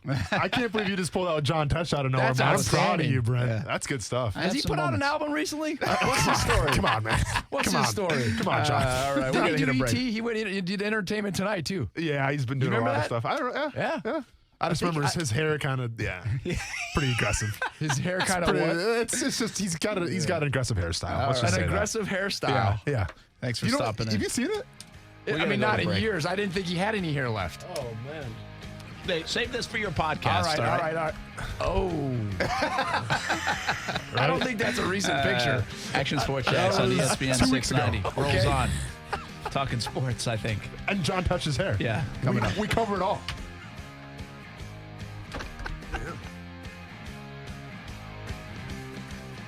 Action Sports Jax with Brent Martineau on ESPN 690 is brought to you by Best Bet Jacksonville and Orange Park. Now, the First Alert forecast on ESPN 690. Partly to mostly cloudy today through tonight with a few showers at times. Still warm today around 80, dropping into the upper 50s tonight. Join me beginning at 5 p.m. for CBS 47 and Fox 30 Action News Jax from the First Alert Weather Center. I'm Chief Meteorologist Mike Burrish. The Weather Center is brought to you by Beards Diamonds, where for a limited time, 0% financing store-wide. Find out more at beardsdiamonds.com. ESPN 690 Sports Center Update. Happy Hump Day. I'm Jake Mitchell. Good news for Ryan Newman and his family. He is alert and walking around Halifax Hospital. Newman was in critical condition yesterday after a catastrophic accident during the last lap of the Daytona 500 this past Monday night, but now he seems to be recovering very quickly. And believe it or not, the New England Patriots may let Tom Brady hit the open market. Here's Louis Reddick, ESPN front office insider. Maybe not everything has been reported about where both of these two entities stand, that being the Patriots and Tom Brady. I think the Patriots know where they're going to go with this. I don't think this is something they're going to continue to let drag out. And it really does seem like Tom wants to see what is out there in the market and that the Patriots are willing to go ahead and let him do that. Stay connected with ESPN 690 while you're at work by listening on ESPN690.com. The best kept secret in tires is TireOutlet.com. Tire Outlet offers wholesale prices with premium service. TireOutlet.com always has a safety-first focus. With locations throughout the First Coast, there's no need to go anywhere else for tires and service. In an ocean of car dealers, there's only one Atlantic Infinity. The Infinity Winter Sales Event features the all-new 2020s, Apple CarPlay and Android Auto, loaded with luxury and convenience that will delight and amaze you, with Apple CarPlay and Android Auto delivering exceptional touchscreen command of email, music, text, games, and maps. Now, the Infinity Winter Sales Event at the one and only Atlantic Infinity's new showroom. Call for a test drive, 642-0200. Atlantic Infinity, 10980 Atlantic Boulevard. Hey guys, Mike Golick here. Athletes are still athletes when they're off the field. That's why they still need to make good choices, like staying hydrated with Bolt 24, with antioxidant vitamins A and C, electrolytes from watermelon and sea salt, and no artificial sweeteners or flavors. Bolt 24 is all-day hydration for all-day athletes. It's available in delicious flavors like watermelon, strawberry, tropical mango, and mixed berry, and can be found in the sports drink aisle at most major retailers. Bolt 24, all-day hydration. It's time for some straight talk. You know what a full court press is in basketball, right? Full defensive coverage with no holes. Well, that's the kind of coverage you get with Straight Talk Wireless. It runs on America's best 4G LTE networks, same as the big carriers, but just for a lot less. Just $45 a month gets you the unlimited plan with 25 gigs of high-speed data, then 2G, saving you up to half the cost of the big carriers. No contract. Full court coverage, half the cost. Straight Talk Wireless. Everything for less. Savings may vary. See terms and conditions at straighttalk.com. Do you know a child who is deaf, hard of hearing, blind, or visually impaired? The Florida School for the Deaf and Blind in St. Augustine is a fully accredited, tuition-free state public school that gives children an edge for a lifetime of success. FSDB is nationally recognized for its educational services designed for students' unique communication and accessibility needs. Eligible pre-K and kindergarten through 12th grade students benefit from small class sizes, advanced technology, and various recreation, extracurricular, and performing arts activities. Transportation and boarding services are free to any eligible deaf or blind student, kindergarten through high school, no matter where the student lives in Florida. My name is Trent Ferguson, and I'm a proud graduate of this wonderful school.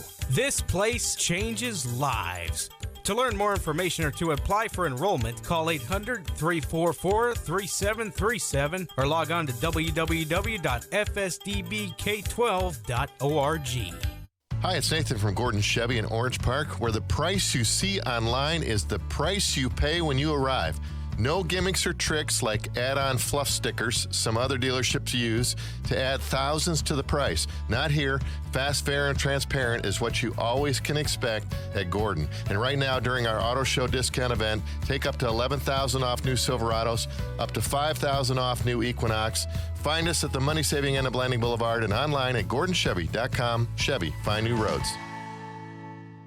Jacksonville Truck Center is here to help you get in the truck you deserve. When you need a fleet vehicle, Jacksonville Truck Center has the largest selection of pre-owned commercial vehicles, including cargo vans and work trucks. We're here to make it easy for you. There's commercial or personal financing available, even if you have bad credit. Don't spend your tax return money anywhere else. Visit the new Jacksonville Truck Center on Arlington Expressway next to the Southside Connector or online at jacksonvilletruckcenter.com. Hey, what's up, everybody? This is Austin Lane from Action Sports Jax. Thanks for making ESPN 690 the fastest growing sports station in Jacksonville. It was a lot of fun playing for the Jacksonville Jaguars for 3 years, and I'm having just the same amount of fun on the radio every single day with ESPN 690. So I'm reaching out to you to be part of our team and grow your business with ESPN 690. Give us a holler at 245-8732. That's 245-8732. We look forward to hearing from you and hope you join the team.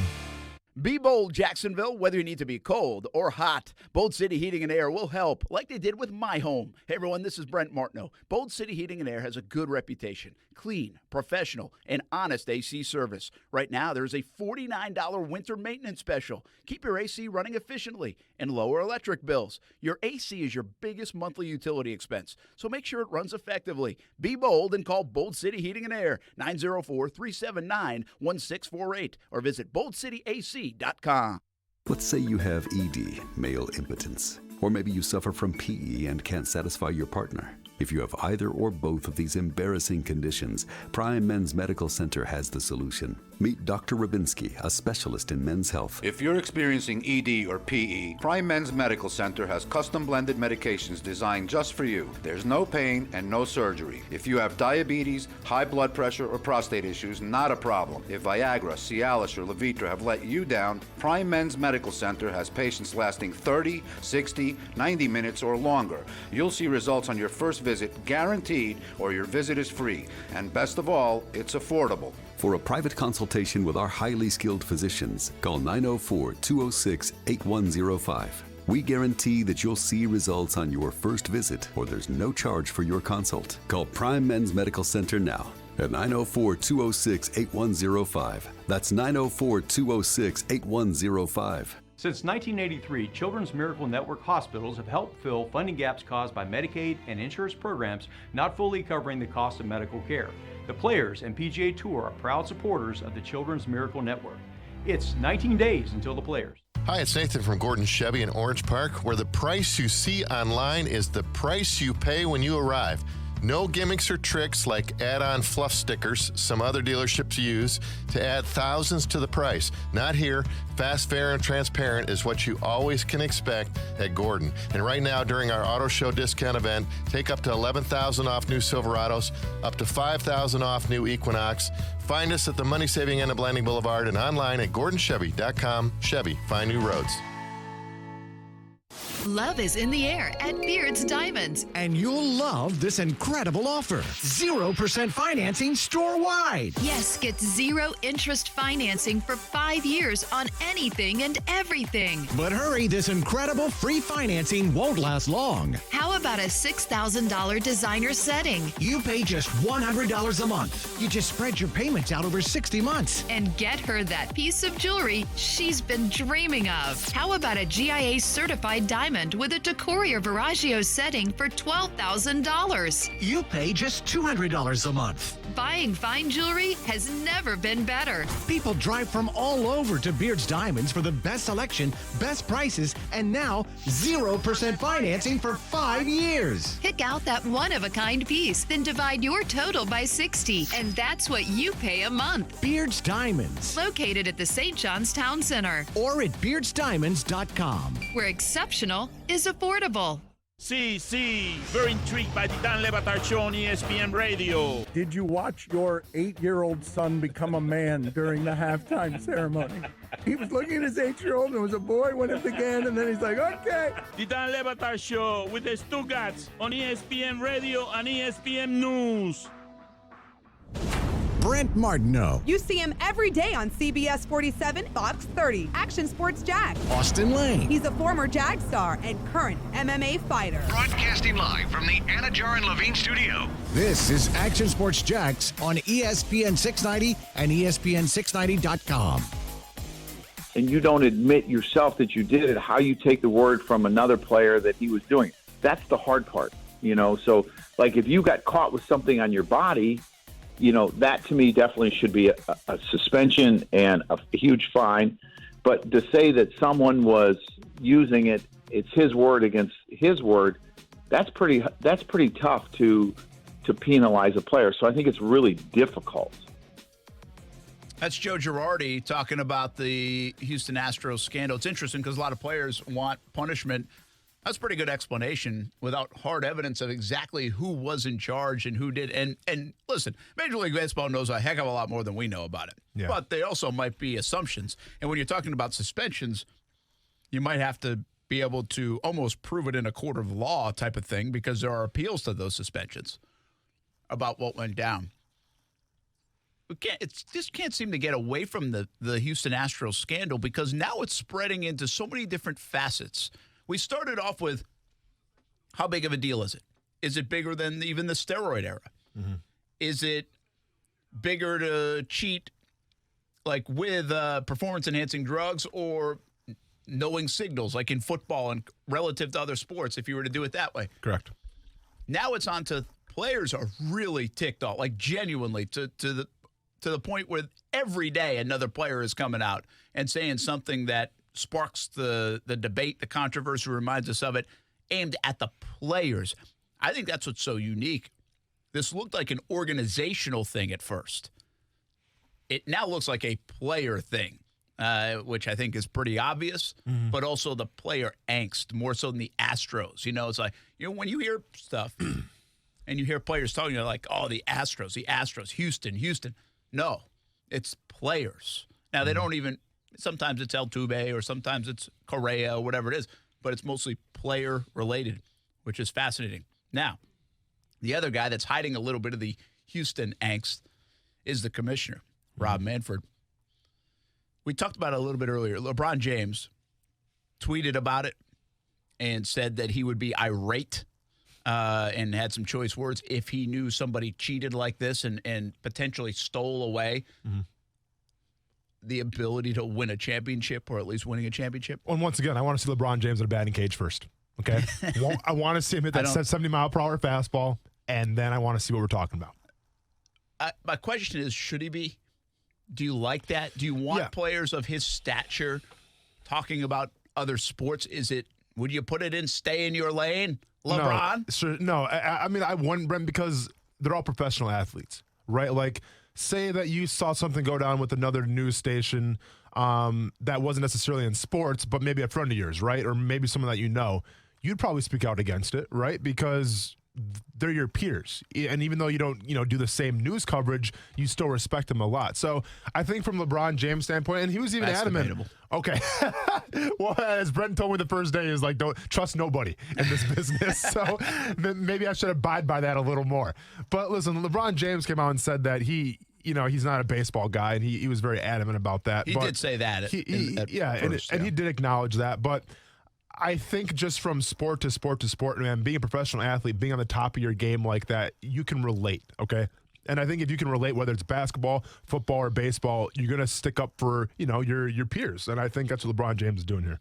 What's interesting about it for me is, I told you earlier, I don't really care what LeBron says about it. Right here, to me, it is like, it's hard to say it's apples and apples because what would you do in the sport of basketball to kind of be comparable? Like you said, football, right? If you knew what play was coming in football, that'd be different. Yeah.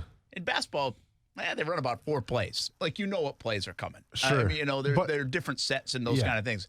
So it's hard to relate on what would be the actual advantage for in the NBA. I have a harder time doing that than I can with football, say, versus MLB. Yeah. Well, and it's funny too, right? Because LeBron James, obviously that big character, and I think for the most part, I mean, I don't know. I'm not sure how people are perceiving, his message. I think a lot of people you said were kind of against him, right? For the most part, I don't think it's that big of a deal that LeBron James came out and said it. I saw some of both. But once again, and I'll bring it up for a third time. Take LeBron James to the batting cage and see what happens, because it's funny. A guy, Stephen A. Smith, right? Stephen A. Smith is not he was a former athlete, obviously, but he's not a professional athlete, right? But his voice, people tune in to listen, right?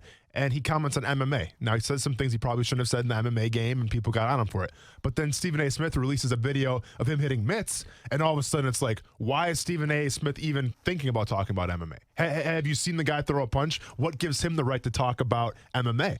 Well, you can say the same thing for LeBron James. If LeBron James can hit a fastball, if LeBron James can throw a baseball, then why should he say it? And I think, once again, it just goes back to the fact that it's your peers. It's in the environment that you work in. That's why I've never tried to sack a quarterback. Or there's no video out there of that happening. Yeah, for sure. Just don't let it out there. Keep the imagination, all right, of me trying to play football. Yeah. But I don't want to be hypocritical here because, and although I've said this before, a lot of people asked Tiger Woods on a lot of issues as he was coming along and he was this worldwide global icon to jump in on conversations whether it was social conversation, whether it was things like this, whatever it was, just conversations. He didn't. He didn't do a lot of that. I thought he got hammered, I think, unfairly to doing that. I don't think that was his job to do that. Now, if he wanted to do that, sure, you have a platform and a powerful voice. But, yeah, you got to want to do it. You got to believe in it. You got to have a passion to do it. I never minded that about that. Tiger obviously had his own issues. So for him to be speaking, in hindsight now, wasn't it better that Tiger really didn't speak on a lot of other people's issues? Because everybody would have been calling him a hypocrite for some of the things, I'm sure, along the way. You know, Tim Tebow, to a degree, comments on things, but comments on things like he's passionate about, that is close to him and uses that platform. If LeBron James wants to use that platform to voice his opinion, which he has, by the way, on a lot of different issues, I think even some political, and, he's used his show from the barbershop show to... He comments on it, Brent, but he's a man of action, right? Like you talked about the barbershop show where he brings in people of all races, of all cultures, and they have the conversation. To have the conversation. Which is an Start important the dialogue. part. Exactly. So he's also a man of action. So I guess my point is not necessarily to sit on the fence. I've never been a big advocate either way, or never been a big to criticize these guys if they want to use their platforms. So I'm okay with LeBron. In my opinion, I don't care if LeBron's talking baseball. It doesn't matter. It doesn't move the needle for you, but if he wants to jump in, that's fine. I mean, you're not going to stop him. Freedom of speech to do it. And I just do find this one at least a little bit more unrelatable. I do think, like you brought up, when we had this conversation, you bringing up, if I knew the call of the offense, how would that change how we play defense and how effective we would be? I was like, damn, you're right. That would make a big difference. You can't really tell me something in basketball that would do that, on the same level. I mean, you could find some things that would be egregious. I mean, they had the whole fixing games with a ref thing, but again, that's different. That's a different thing. So this is unique to baseball in terms of an advantage. It can be used in other sports like football. I just don't find it in basketball. If you say, hey, I mean, in basketball, they almost do tell you, hey, we're about to do a pick and roll. See if you can stop it. I mean, they're about to say that's what they do. So, it's interesting that he's getting I don't think he's getting crushed. I just think it's an interesting conversation point. Should other guys in other sports be commenting, well, look on social media all the time. Other guys in other sports comment about other sports all the time. And you know what? And it comes down to passion, Brett. Okay? Because you said it yourself. You don't want to see a video you try to sack a quarterback, but guess what? I can attest for this firsthand. You know more about the Jaguars in football than a lot of people that I've ever come across with. Why? Because you're passionate about it. You do your homework. You've studied through it. You've come through it, your entire life. Now, that's enough compliments that you're going to get for the day from me. You're welcome. That was pretty good. Did we record that? That's going to be a button. But, once again, to prove the Stephen A. Smith point, everything's a button. To me, it is, yes, sir. But to prove the Stephen A. Smith point, I mean, this is a guy who doesn't really seem the super passionate about MMA, right? Like, sure, you can name drop a little bit, but people are going to call you out. See, it's not genuine to me, at least. But if he talks NBA, it feels more genuine. Exactly. So it's LeBron James. Listen, I don't know how passionate of a baseball fan LeBron James is. I haven't seen any, footage of him, playing baseball. So I think sometimes when you come across like that, fans can kind of see through it. It's with anything, Brent. It's like it's Hollywood and the actors. I don't get into politics, but sometimes when actors come out and speak, against, something like poverty. Well, yeah, that's easy for you to say, but are you truly passionate about it? Or you kind of go with the status quo a little bit and just saying that because it looks good? So that's where you kind of have to find the line of, is it genuine? Is it actually passionate? Or is it the status quo? One final thought for me on it, though. I will say, I think part of the reason he said something is this whole collective players against power. Correct. Right? Yep. Because absolutely. His thing was less about pointed at the players of Houston, even though he acknowledges the cheating, he'd be irate. More toward the commissioner. It's about the guy sitting in the office. And what he's saying. Yeah. So I think it is more of a, hey, we're arm in arm on this across all sports. We need that guy policing our sport the right way. We need him making the right decisions, saying the right things. And Rob Manfred has really screwed up. And everybody would agree with that, at least over the last week or so. More to come. Back to football talk. A little balling and falling as well on the way. Plus, we give away some Players Championship tickets and a $25 gift card to M-Shack. That'll get you hanging around for the next hour on Action Sports Jax on ESPN 690. This is Action Sports Jax on ESPN 690. So say you lose Boye, Campbell, and Young. Who's essentially the leader now, especially in the defensive line? I mean, would it be Avery Jones, I guess, would be the leader? Is Josh Allen ready to be a captain and step up that leadership role? Listen weekdays from 3 to 6 p.m. ESPN690.com.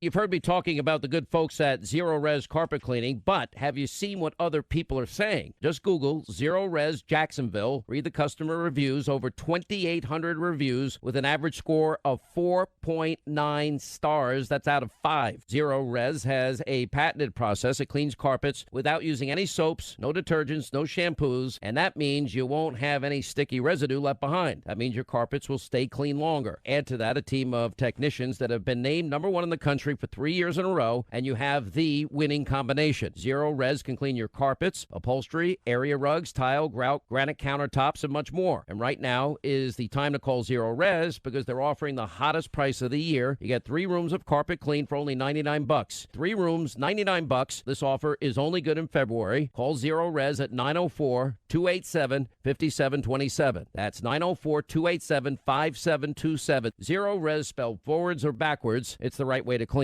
It's happening, people. Our friends at Arlington Toyota are getting a brand new state-of-the-art showroom. And that means the old stuff is coming down, and so are Arlington's prices. I'm talking up to 50% less on remaining 2019s and even 2020 models. How about a 2020 Toyota Corolla? It's not $18,095. Now it's only $14,991. That's $14,991 for a pre-owned 2020 Toyota Corolla at Arlington. And if you've got to have a 2019 Toyota RAV4, it's not $24,195. No. Now it's $21,581. Just $21,581 for a pre-owned 2019 Toyota RAV4 at Arlington. Plus, you get the Arlington Toyota $5,000 Advantage Club, which includes a lifetime warranty with unlimited time and miles with your purchase. Construction is underway and prices are coming down at Arlington Toyota. So get in today and pay up to 50% less on remaining 2019s and even 2020s. 10939 Atlantic Boulevard and online at arlingtontoyota.com. Visit arlingtontoyota.com/construction sale for offer details.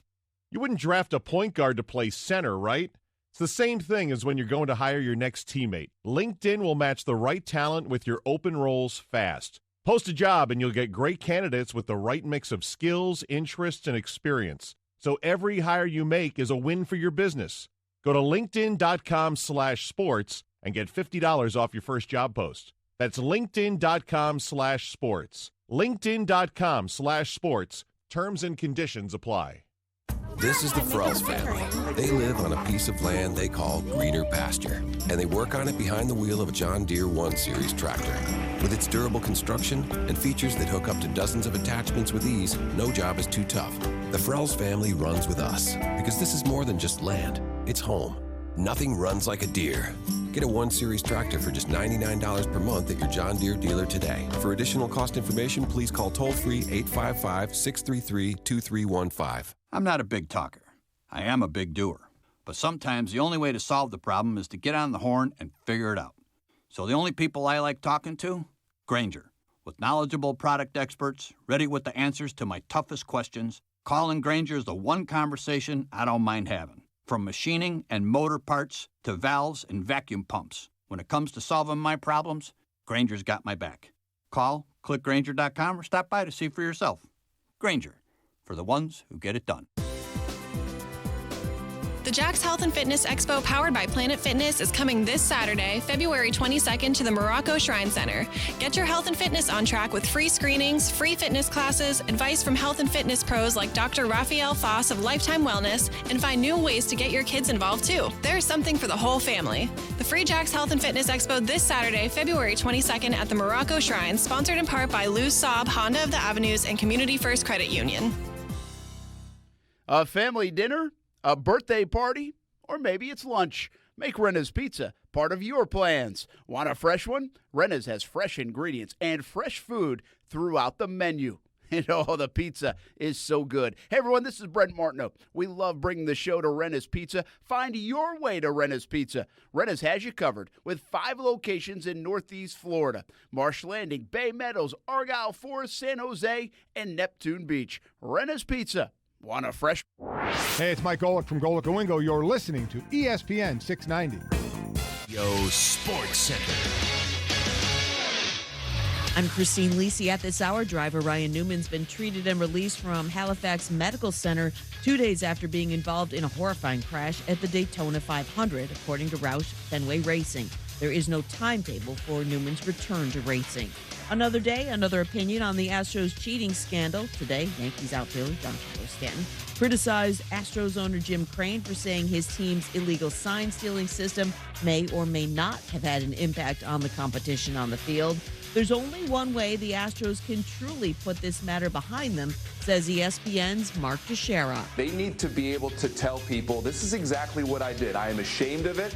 I lied about it. I continue to lie about it. But now, to move forward, I'm going to tell you what happened in 2017, 2018, and maybe even 2019, because there are still questions of what was going on. I'm Mark Teixeira. NFL, the Redskins exercised the 2020 team option on running back Adrian Peterson.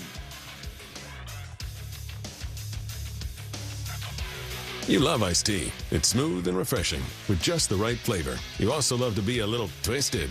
That's why Twisted Tea Hard Iced Tea has everything you love. Because it's made with real brewed tea and a kick. Twisted Tea Hard Iced Tea. Be a little twisted. Drink responsibly.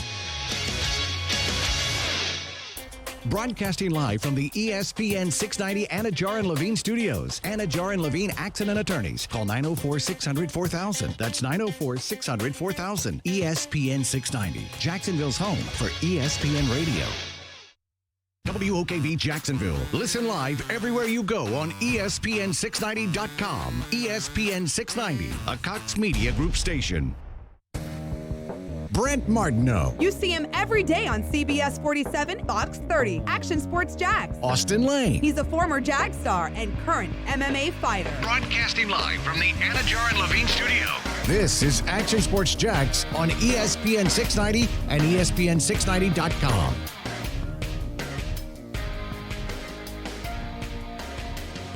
Hey, welcome back. 5 o'clock hour Action Sports Jax on ESPN 690. We will give away some Players Championship tickets this hour and a $25 gift card to M Shack as well. So that is on the way. Not right now, but it's on the way in a little bit. Brent Martineau, Austin Lane, Coos in studio. I did the numbers yesterday. 20 shows out of 32 here in 2020. We've been on the road. Road Warriors, man. Road Warriors. Got to stop paying rent around here. Do you remember them from wrestling? Probably not. Yeah, I do. Names? No. Oh, Hawk and Animal. That was right, though. That's good. But I do remember. Yeah. Okay, cool. Yeah. They didn't have a long run, did they? Oh, Brent, yes, they did. Was that a long run? I mean, it was my childhood. I feel like they did. Yeah. I mean, I can Google it. I think Google it. Okay. I'll look it up. I don't feel like. No, listen, I'm far from a wrestling expert. I know. But that was in my wheelhouse. Okay. And I just don't remember them being around for a long time. Legion of Doom. Years active, 1983, 2014. Wait a minute. I didn't ask you when they were born. No, they passed away in 2014? No, years active. Years active, Brent. Wait a minute. What are they in some Corpus Christi wrestling ring in some fairgrounds right now? I mean, possibly. Well, I believe Hawk died back in like the early 2000s. Oh, so it really did? Yeah. Well, Hawk died, and then I think they switched him out with somebody else. But like overall, I mean, yeah, they had pretty long career. And you know, I think Animal. You know, no, it wasn't even Hawk. His son. You know who his son is? Laurinaitis is the former middle linebacker from the St. Louis Rams. Yeah, Ohio exactly. State and the Rams. I think that's his dad, one of their, something really? like that. Yeah. Interesting. So there you go. That's a good little, learning so much this week. That's why he brought me on, man. Yeah. Hey, quickly, we talked about this. We're going to talk a little bit more about it because I think we're going to have Deontay Wilder on this week. That's Wilder cool. Fury coming up on Saturday. Yeah, man. Not really into previewing boxing matches 4 days in advance. Yeah. Let's go ahead and save some till Friday, but I'll cook a little appetizer. But seriously, serious question. You asked, really, in the commercial, like, why isn't anybody talking about this? This is a huge fight. Yeah. But no, you don't feel like anybody's talking about it? No one's talking about this, as far as I'm concerned. And you think about it, Brent, I mean, it's really the resurgence right now with Anthony Joshua, with Andy Ruiz. I mean, it's kind of the resurgence right now of heavyweight boxing. And people tune in to watch heavyweight boxing back in the day with Tyson and Holyfield. Why? Because guys get knocked out. So it's the most intriguing weight class. Well, you have Deontay Wilder, who's knocked every one of his opponents out except one, and Tyson Fury, who's undefeated himself. I mean, and it's the grudge match, it's the rematch, and no one's talking about it. Now, one can be said it's from the promotion standpoint, right? Because, you know, when Tyson Fury signed with ESPN Boxing and Top Rank, and then Deontay Wilder kind of went independent, maybe that kind of killed some momentum a little bit. But I just think it's weird with such a high-profile boxing event that you don't see it on TV. You don't hear about the sports heads talking about it all. It's really weird. It's kind of flying underneath the radar a little bit. I don't know what I was watching yesterday, but I saw some, like in prime time. I don't know if it was, maybe it was ESPN2 or one of, I mean, it's usually in the office, our show, but it was like a whole hour roundtable on like Fury and Wilder. Oh, okay. So I was a little surprised that, like, when you said that, I was like, well, I feel like I've seen it, or I keep seeing the stamp, like the watermark of teasing the fight on all the shows. Yeah. I mean, it's coming up. So where is the fight, by the way? Like, what is it on? Is it a, I mean, just strictly pay-per-view fight? It's going to be pay-per-view. Well, keep in mind, too, you'll see it on ESPN because Tyson Fury's the ESPN guy, right? Because he's with Top Rank Boxing. Okay. So it's almost like their obligation to obviously talk about it. So that's why they're promoting it. But yeah, I think from like a bigger spectrum, I don't see a lot of people promoting it. But it is Wednesday, too. I mean, is, yeah. It's like, doesn't that beef up like in the like a day in advance usually? Like the weigh-in happens. You know what? It can, Brent, but I just think there was so much more hype for the first fight, right? Like it was the Deontay Wilder till this day, you know, like all those memes and everything like that. Yeah. And like, you know, the Tyson Fury story, it was fresh and exciting. And to be fair, it is kind of baffling because think about it. Tyson Fury has really lived the life of a traveler that these past 6-7 months. I mean, he's been with WWE. He's been all around the world promoting this thing. And I just think for as much time and effort as they've put into promoting this fight, it hasn't really paid dividends quite yet. But like you said, maybe there's going to be a push at the weigh-in, and maybe that'll generate things a little bit. We'll see. Interesting. All right, we'll talk. We might have Deontay Wilder on, by the way, Friday. That's awesome, man. I'm looking forward to that. So cool. I just told Austin that. He got all fired up. Oh, I mean, dude, talking to the champ right before his match. Are you kidding me? I got something. By the way, I got something else to get you fired up. What do you got? Hold on. You got to talk for a minute. I got to get this. All right. So, yeah, Brent's reaching underneath here, trying to set the scene a little bit. Not sure what he's pulling out. Yeah. That's from my man Ronan right there. Oh, check it out. You got to watch the video feeds for this. Monster and Jam's if my coming wife's up. listening, you might want to tune into the video stream right now. Wow, man. Look at that. Thank you very much. You came through, Brent. Liz Morgan and the folks over there at Monster Jam, Wow. always taking care of us. Yeah. And they got Monster Jam coming up, and I was like, oh, baby. Whoa. I just got Ronan his birthday present, Christmas present, out-of-school present. Listen. And thanks to Monster Jam, I didn't do a thing. Do you know how much of a bummer it is, though, to have Brent as your friend and for your son to be all about him? Because let's be honest here. I mean, like, I try to be a great father. I try to be, you know, in my son's life as much as possible. We do a lot of fun activities. But then Brent goes ahead and does things like this, you know, Just tell him it's from you, man. No, man, I'm not gonna lie to him. And listen, and he's called Brent awesome if that before. Were me, I would have lied so fast. He's called Brent awesome before on video. He's never called me awesome before. And it's really got to the point now where I can foresee in whatever, in 16, 17 years, we're sitting at the NFL draft. My son's going to be a first-round pick, and I'm like in the cheap seats, and Brent's going to be at the main table giving my son a hug saying, hey, I always believed in you. Go get him. And I'm going to be up there with like my selfie stick going, hey, I'm at the draft. Congratulations, son. I love you. Can you hear me? Like, yeah, that's the way I see this happening. That's just because by then I'm his agent. That's it is. Kuz, by the way, highly disappointed right now. He's not getting this Monster Jam stuff. Sorry, dude. I can ask my son to share a little bit. We've been teaching sharing at our house, so that's a heck of a package, dude, by the way. This is a new guy right here. I don't know who this guy is. No, that's the bro dozer. The bro dozer is they're really pushing him. I think. Look, the whole thing is that's going to become quickly his favorite. Okay, I like that. And then we got the Florida monster truck. We got a Florida monster truck now too.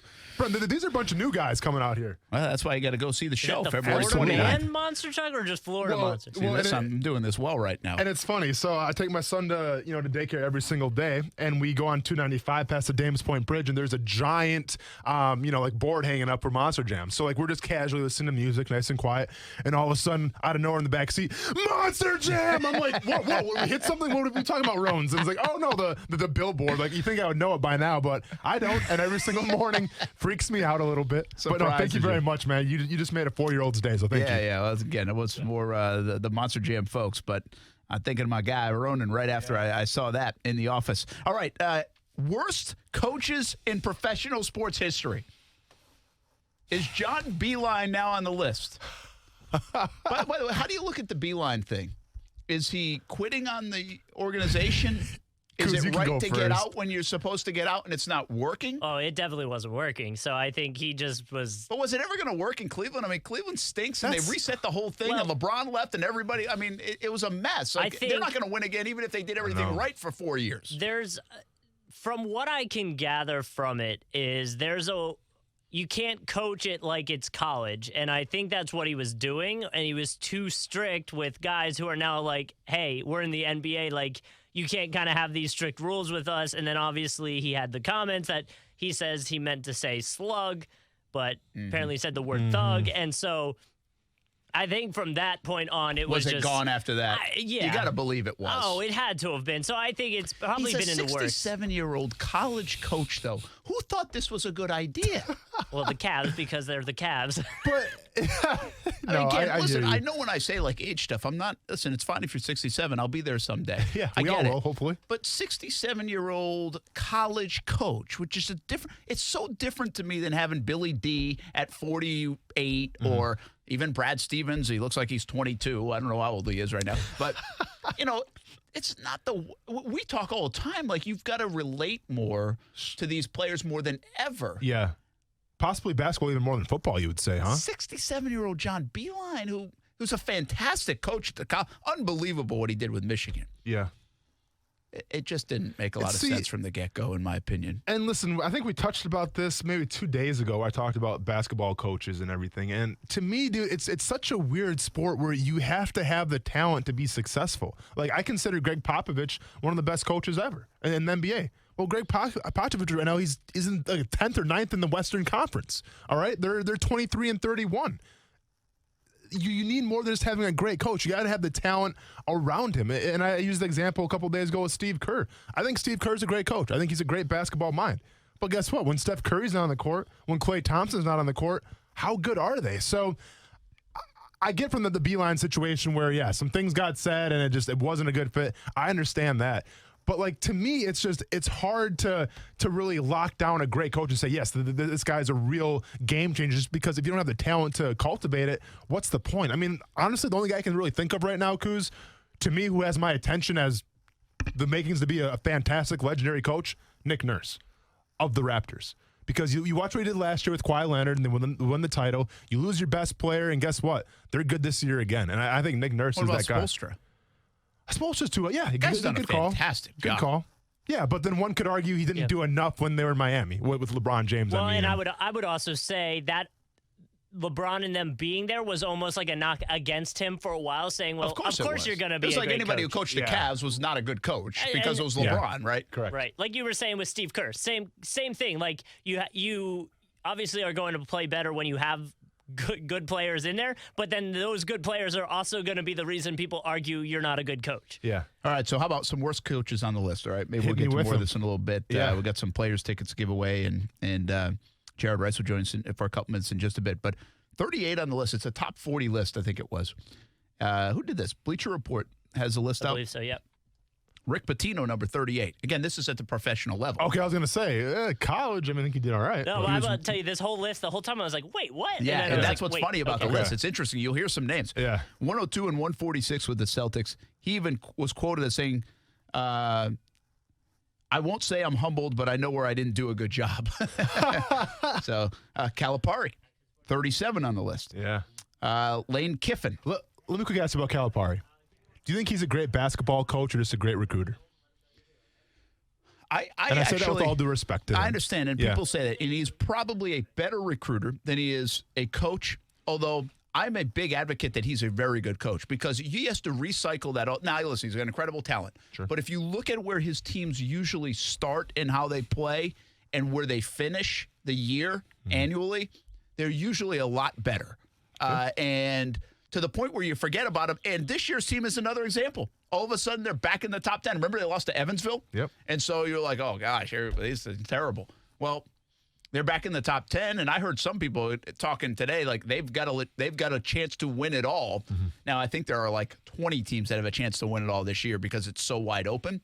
But I think he is. I think Calipari, because of some of the messes early on, like the UMass stuff, and which he's still in denial about all that stuff, but because he's been linked to that, and he kind of has that slippery look to him. It's the hair. I don't know if he gets enough credit for being a really good basketball coach. I really don't. Yeah. I mean, I think I'm going to disagree with you here, Brent, just from the standpoint of, listen, I mean, I went to Murray State. I know Kentucky basketball, and they're all for him and everything, and I get that. But for as much talent that guy's had, like, to me, he's almost running just like a one-and-done factory. And I think Coach Krzyzewski's actually been on record kind of talking against him a little bit here, where – is it really Calipari's job to, like, when he goes into the households, does he say we're going to win a championship first, or you're going to the NBA first? And now I can't answer that question. I don't know. But to me, I think he's selling more of the dream of, listen, you come to Kentucky, man, we'll get you in the NBA. Look at my track record. More than you come to Kentucky, we'll win some national championships. At least that's the kind of the vibe that I get from him. Not saying it's wrong, because, I mean, he's won a couple, but I'm just saying I think from the standpoint of the promises that he makes to his players, I think the main goal there is to get his players to the NBA. Well, and I think it's part of recruiting, because what does that kid want to do sitting in his living room? He wants to get to the NBA someday. Hence why they go one and done. Yeah. So, listen, I don't know if you're wrong. I just don't know if he gets enough credit for being a really good basketball coach, too.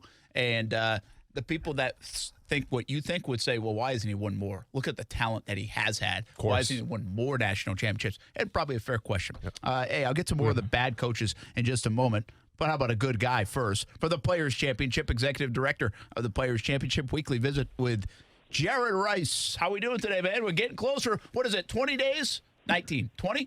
We are 19, and just a brilliant job there. The transition from bad coaches to talking to me, I was getting a little worried there. Nice work, though. Well, we're about to ask you about your jump shot. So, hey, I messed around back in the day. I've had a little varsity letter to my name, Bray. You never know.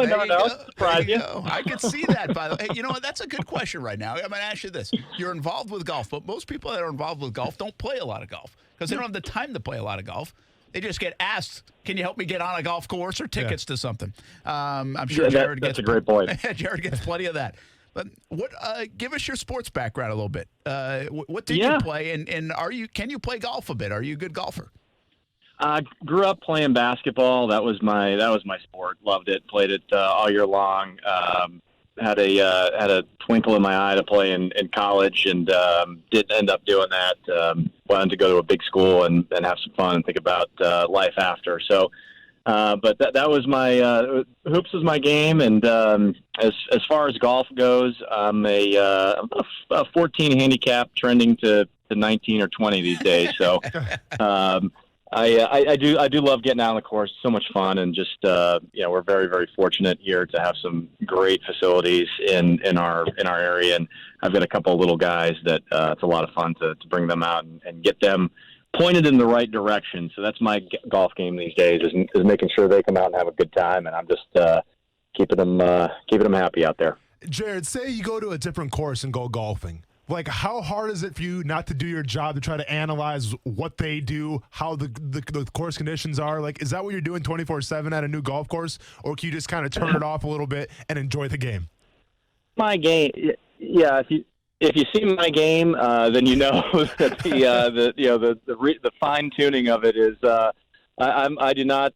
I'll play anywhere, and I think that, again, just being really fortunate to have I'm sitting out here, just behind the number one tee box right now, talking to you all, and sun setting and looking around this facility. It is absolutely immaculate, and. This is a bucket list for so many people, and to think that we have this again here in our town and some other great facilities. It's hard to beat this one, but again, when I go out and play socially, it's about just getting away and be with some friends and my little guys. So it's all good. Jared Rice, Executive Director of the Players Championship, with us 19 days until the Players Championship. All right, I like getting these progress reports and teaching everybody about how you guys get ready for the tournament.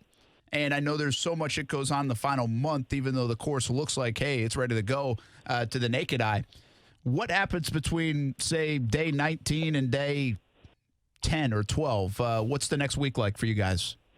Well, it's pretty interesting. We have we're at a unique spot, and just again the way that the tournament is organized and was originally developed. It's the home of the PGA Tour, and we work for our players, and this event has to be the best and the best for not only our players, but in every area that we deliver media for our title sponsors, our volunteers, and our community. So that best of the best transcends, but it does hold a higher level for our players. And right now, the only people that can play the golf course are players that are eligible for the Players Championship, so that are in our field, and that is until the 29th of February. And then there's no play whatsoever until the 6th of March. So just to be out here again, it's really cool to see how much attention to detail and how the facility really does just explode. There's they're fine tuning things. It's growing in great, and they're again fine-tuning it to championship-level conditions. We had Harris English, JT Poston, we had Matt Every, and a few other Sea Island players that live up in Sea Island come down for the day today and play the course, and we're starting to see that every day. Zach Johnson was here for a couple days, so again, we're starting to see players come in and get ready for the championship. That's interesting. I didn't realize that final week the players couldn't play on it as well. So I knew you were shutting down pretty soon, but that's a very interesting part of it as the players prep for it. And gosh, I would imagine, Jared, that the entire field probably has played the golf course. Is that fair or what? Yeah, that's a great question. I think we're going to have 16 first-timers somewhere in that area, which is about average. Yep. And there's some great ones that have like Max Homa has won and wins their way into the Players Championship, and that's pretty cool. But you're right.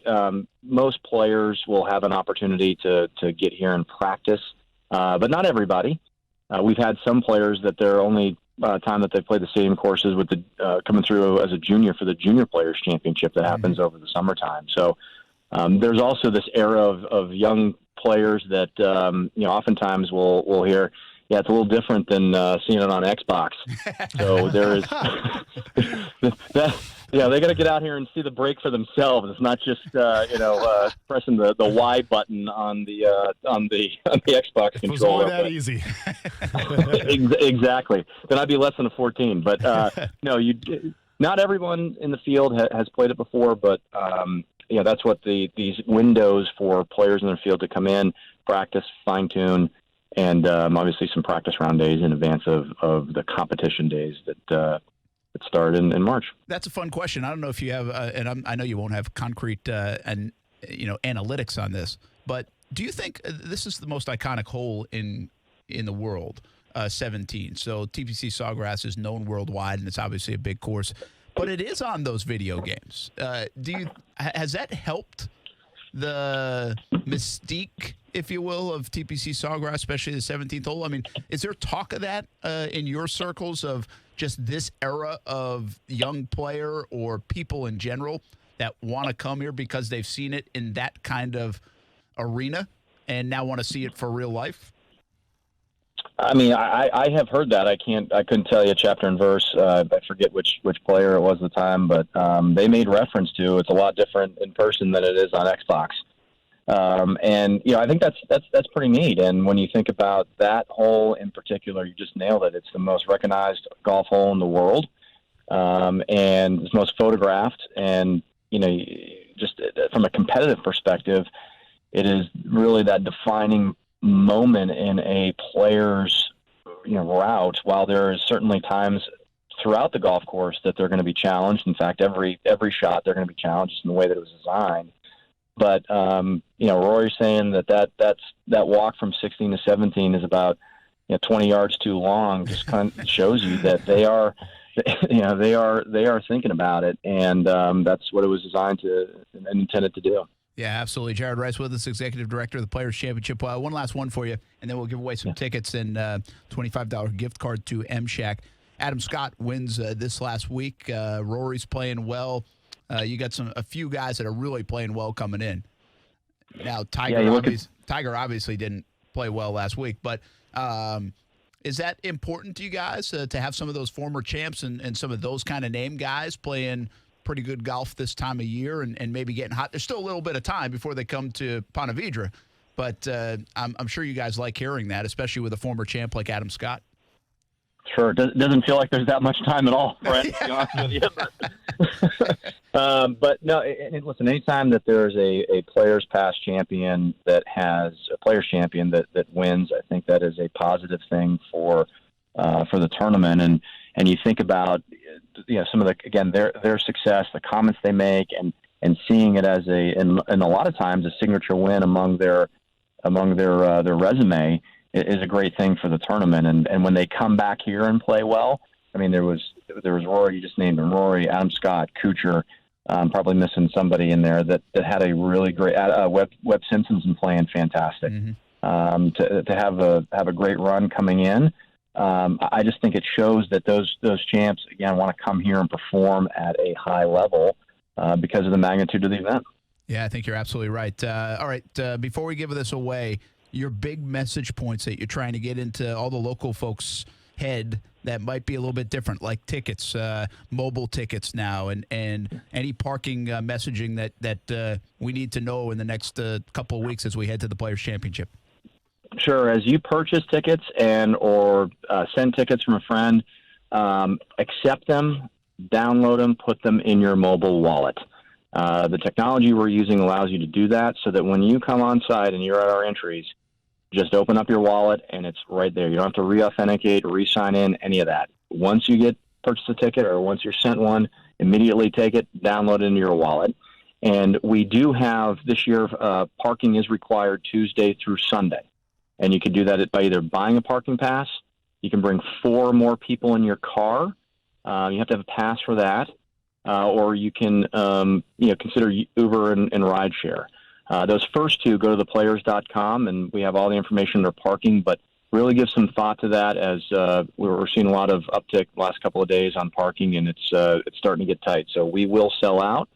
Make those commitments now, and you'll be fine. Yeah, educate yourself on all the changes. There's a ton of them, but any changes when it comes to parking and ticketing, players.com. Jared Rice, thanks, man. We're going to give away 4 Players Championship tickets, $25 gift card to M-Shack right now. Caller number 4 for Adam Scott, who won in 2004 at the Players Championship.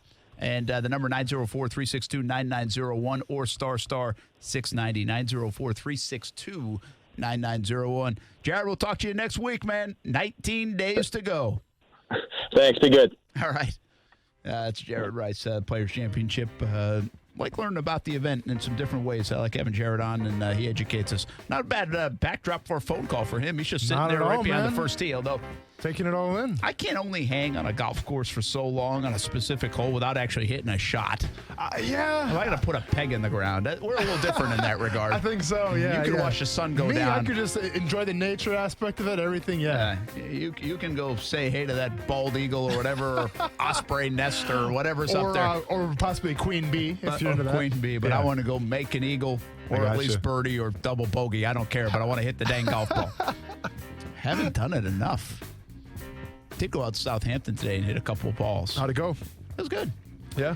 But I don't like hitting balls. Are you ever really out of form though? Like, I mean, you golf year round, right? So it's not like, I'm a little rusty here. I've gotten better at that. Either you're good or you're bad, right? Yeah, I've gotten better at being a little more consistent, but the short game is usually something like chipping and putting. You don't tell me, Brent. Yeah. Or I'll shoot 124 like Coos. We'll be back. Action Sports Jax on ESPN690. Still a champ. Action Sports Jax with Brent Martineau on ESPN 690 is brought to you by Best Bet Jacksonville and Orange Park.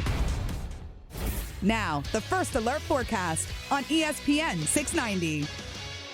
Partly to mostly cloudy tonight. A brief shower possible as temperatures drop to near 60 degrees, becoming cloudy and breezy on Thursday, with scattered showers developing mainly in the afternoon, with highs in the upper 60s, much colder by Friday. From the First Alert Weather Center, I'm Action News Jax Chief Meteorologist Mike Burrish. The Weather Center is brought to you by Beard's Diamonds, where for a limited time, 0% financing store-wide. Find out more at beardsdiamonds.com. ESPN 690 Sports Center Update. Happy Hump Day. I'm Jake Mitchell. Good news for Ryan Newman and his family. He is alert and walking around Halifax Hospital. Newman was in critical condition yesterday after a catastrophic accident during the last lap of the Daytona 500 this past Monday night, but now he seems to be recovering very quickly. And believe it or not, the New England Patriots may let Tom Brady hit the open market. Here's Louis Reddick, ESPN front office insider. Maybe not everything has been reported about where both of these two entities stand, that being the Patriots and Tom Brady. I think the Patriots know where they're going to go with this. I don't think this is something they're going to continue to let drag out. And it really does seem like Tom wants to see what is out there in the market and that the Patriots are willing to go ahead and let him do that. Stay connected with ESPN 690 while you're at work by listening on ESPN690.com. The best kept secret in tires is TireOutlet.com. Tire Outlet offers wholesale prices with premium service. TireOutlet.com always has a safety-first focus. With locations throughout the First Coast, there's no need to go anywhere else for tires and service. Hey, everybody, this is Brent Martineau. My family and I invested in a Connecticut system from CGC Water a while ago, and we're so glad we did. The team at CGC Water makes it so easy to get the best quality water running through my entire home and the best tasting drinking water right at my sink. And it even makes the coffee taste better. Do yourselves a favor and start the new year off right. Financing options available with approved credit. Call 904-694-2424. Tell them Brent sent you or visit cgcwater.com, your local authorized independent Connecticut dealer. Jacksonville Truck Center is here to help you get in the truck you deserve. When you need a fleet vehicle, Jacksonville Truck Center has the largest selection of pre-owned commercial vehicles, including cargo vans and work trucks. We're here to make it easy for you. There's commercial or personal financing available, even if you have bad credit. Don't spend your tax return money anywhere else. Visit the new Jacksonville Truck Center on Arlington Expressway next to the Southside Connector or online at jacksonvilletruckcenter.com. Are you interested in starting a new business but struggling with what structure makes sense? Attend a SCORE workshop or meet with a counselor to understand the pros and cons of establishing a sole proprietorship, partnership, corporation, or limited liability company. Since 1964, SCORE has helped more than 11 million entrepreneurs and small business owners. Register for a workshop or schedule a confidential mentoring session at one of 7 area locations at jacksonville.score.org. Be bold, whether you want to be cold or hot. Bold City Heating and Air will help. Hey, everybody, this is Brent Martineau. I needed a new air conditioning system last summer and called the good folks at Bold City Heating and Air. It was worth the call. A competitive price, good communication, fantastic service. A new system is a big investment for your family. You want a good experience. My family had that at Bold City Heating and Air. You can too. They will help you design the perfect system for your home while staying within your budget. Be bold and give Bold City Heating and Air a call or visit boldcityac.com. Hey, boss, did you hear the latest about the Ding Dong Doorbell Company? Oh, no. Something that's going to send even more of their customers to Safe Touch, no doubt. Oh, yeah, this might be the final straw. You know about their smartphone app? Since I don't have a smartphone, no, I don't keep up with that stuff. Okay, Grandpa. Well, customers download this app on their phone so they can see who's at their front door and stuff. Yeah, I seen that. Well, turns out that the app comes with these hidden third-party trackers that harvest and share personal information from the customer's cell phone. Oh, yeah, that'll send folks to Safe Touch, all right. Especially when they find out that Safe Touch has encrypted technology and they don't invade your privacy. Every person that switches to Safe Touch is bad for us crooks. Because we gotta stick to the Crooks or Us motto. Stay away from Safe Touch houses. Crooks know to stay away from Safe Touch houses. Hi, I'm Lester Jackson, president of Safe Touch Security Systems. No one beats our technology or our price. Call Safe Touch today at 888-723-8682 or go to safetouch.com. State license number EF233. In an ocean of car dealers, there's only one Atlantic Infinity. The Infinity Winter Sales Event features the all-new 2020s, Apple CarPlay and Android Auto, loaded with luxury and convenience that will delight and amaze you, with Apple CarPlay and Android Auto delivering exceptional touchscreen command of email, music, text, games, and maps. Now, the Infinity Winter Sales Event at the one and only Atlantic Infinity's new showroom. Call for a test drive, 642-0200. Atlantic Infinity, 10980 Atlantic Boulevard. It's time to chub it up at Mr. Chubby's Wings. Hey, everyone, this is Brent Martineau. You know I love the wings at Mr. Chubby's Wings. Also, though, I love the atmosphere. Lots of TVs to watch college hoops, racing, or MMA. It's a fun atmosphere day or night, lunch or dinner. A full menu, not just wings, but you got to try the wings, especially the Maple Cajun, my favorite. 2 locations, Fleming Island and the West Side. Chub it up at Mr. Chubby's Wings. Did you know financial health is as important as staying physically fit? Be sure to stop by the Community First Credit Union booth at the Jags Health and Fitness Expo this Saturday, February 22nd at the Morocco Shrine Center to get a free financial health score and enter to win $500 cash. We will also have expert staff on site to answer any money-related questions or play our special Cash Cube game, all at the Community First Credit Union booth at the Jags Health and Fitness Expo. Visit jagshealth2020.com for more info. At Action News Jax, we're here for severe. When storms threaten, put your trust in the Action News Jax First Alert Weather Team, led by Chief Meteorologist Mike Burrish, rated the most accurate for the last 13 years. The First Alert Weather Team is the only team of certified meteorologists in the Jacksonville area. That means we have the most schooling and training to forecast and predict severe weather. And that experience will keep you safe from a storm. Action News Jax First Alert Weather on CBS 47 and Fox 30. You earned it. We double it. This week, Family Kia of St. Augustine will double your tax refund. Now, your $500 tax refund is worth $1,000. Your $1,500 tax check doubles to $3,000 towards a brand new Family Kia. And our selection has never been better. Right now, you can own a new 2020 Kia Sorento LX from just $20,999. That's a brand new Kia for under $21,000. And Family Kia wants your trade-in. No matter what you owe, we'll take it. No matter what it looks like, we want it. And we'll give you up to $5,000 over book value on the spot. So make the most of your hard-earned refund. You earned it. We double it. Take the short drive on I-95 and get double your tax refund. This week at Family Kia on US 1 South in St. Augustine. FamilyKia.com. Double discount applied in the form of dealer discount up to $3,000 total. Offers cannot be combined. Sorrento price excludes tax, tag, and fee. See dealer for details. Expires into this month.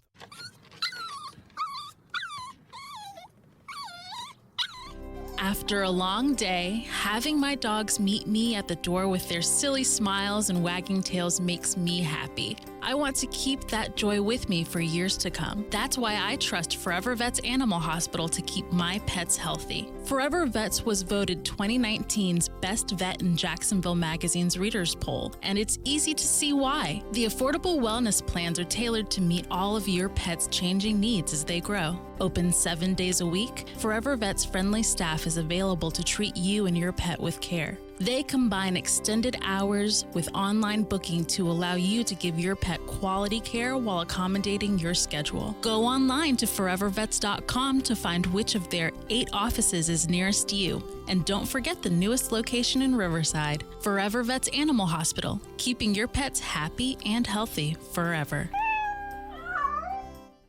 Tax problems can be extremely stressful and cause financial devastation. The tax attorneys at J. David Tax Law are right here in Jacksonville to be your personal advocate and resolve your IRS or state sales tax issues. J. David Tax Law focuses on your needs and case outcomes. Don't be fooled by these big out-of-town tax companies that only focus on getting you to sign up and pay without even working with an attorney. At J. David Tax Law, only highly experienced tax attorneys will represent you. Get the help you need with tax debt, payroll taxes, bank levies, wage garnishments, tax liens, and unfiled returns. If you have federal or state sales tax debt, have a sit-down with J. David Tax Law. Your first step is a no-cost consultation. Call J. David Tax Law at 904-507-4777, 904-507-4777. Peace of mind only a click or phone call away, 904-507-4777, or go to jdavidtaxlaw.com. Almost half of the season, Gardner Minshew has won Rookie of the Week.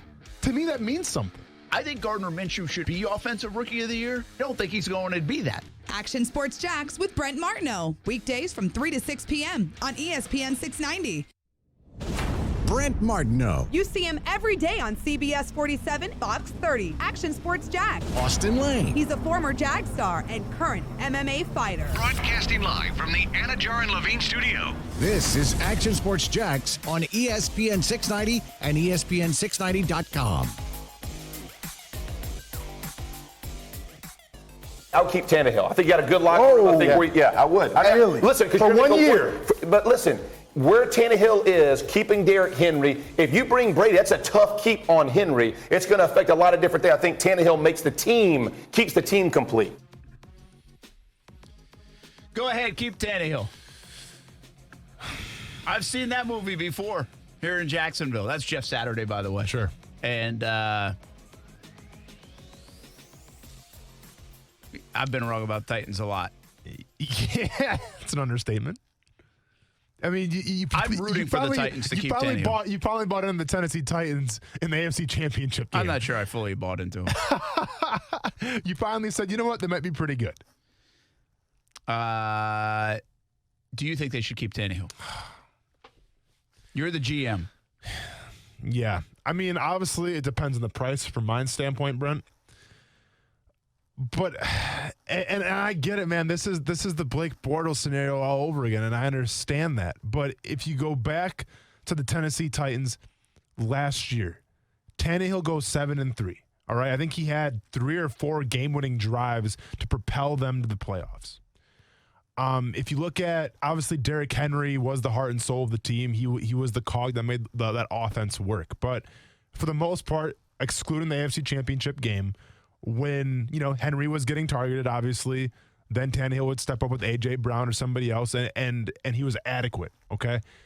So if I look at the Titans right now, and I look at what we have as a roster, and I look at, we were this close to going to the Super Bowl. I think that I almost got to keep Tannehill, Brent, because I don't want to bring in a new guy. I don't want to bring in a rookie and try to build him up, because I think the time to win right now for the Tennessee Titans is now. Okay, it's right now. It's the next couple years or What so. about Brady? Like if it was an actual option. To get back to kind of Saturday's point a little bit, I think that if you do bring in Brady, obviously to me it's an upgrade. I don't know if I'd call it even an upgrade now though. Well, would you call it Tom Brady an upgrade if he was to go to the Titans right now over Tannehill? 1,000%. From a skill set, Brent. No, because of the way they're built. You're not asking him to do. First of all, the Patriots were not great this year. Correct. Not a lot around him. And Tom Brady statistically didn't have a great year in terms of Tom Brady's standards. But I'm not sitting here thinking that Tom Brady has regressed so badly as a quarterback. I think the guy's still got stuff, but he needs stuff. He can't just overcome everything. The game has changed too much. He can't move enough. And you better give him something. Well, you give him Derrick Henry as a run option, a good offensive line, a tight end, and try to get him some more weapons, even though their weapons are okay, depending on who you want to buy into. I think oh my gosh, I would take Brady tenfold right now over Tannehill and run with it. And not just because his name's Brady. I think because he will be better than Tannehill. Tannehill's going to be a huge mistake. Okay. I understand they're in the situation, but listen, Tennessee, you give them credit. Whether they should have or shouldn't have or did it right or didn't do it right, I think it depends who you are. Malarkey had done okay. Mm-hmm. But they said, we don't feel like we're going to go where we want to go with Malarkey. We're going to bring in Mike Vrabel. Well, that's work. They got further than they did. Now, would Malarkey have gotten to the AFC? I don't know. Maybe he would have. Who knows? Yeah. But they did that. That's a good decision on their part. They got deeper than they've been in a long time, and that was they could have settled for, hey, this is good. This is going the right way. No, we think we need to go here to get to this level. I give them a lot of credit for doing that. It's a tough decision to make sometimes. I think they could have stuck with Mariota, although they had already given Mariota such a chance. They probably had to make a move, and they did make a move, and they went with Tannehill, and it really worked for them. But now they have to be brave enough again to recognize that Tannehill is not all of a sudden founded and going to be a guy that you can ride with to Super Bowls and all this stuff. He had a great stretch. And I can only say this because I saw this in Jacksonville. It is the exact same situation that the Jags had with Bortles. And I'm not giving the Titans friendly advice. Go ahead, re-sign Tannehill. I hope you do. Because it's going to be a bad move. and sign him for a lot of money. Tannehill is who he is. He had a great couple of months, and that's it. And they don't have to look further than their AFC South neighbors to figure it out what went wrong in Jacksonville when they tried to do the same thing, even though it made a lot of sense at the time because I could sell you on it, they could sell us on it. Tannehill is not the answer there, whether it's Brady or somebody else. Again, dollars come into play. I mean, if you're going to get Tannehill to play on a $10 million deal, well, I guess that's probably better than having a young guy playing. Sure. But there are better ways to go than Tannehill and giving him $25 million a year is my point.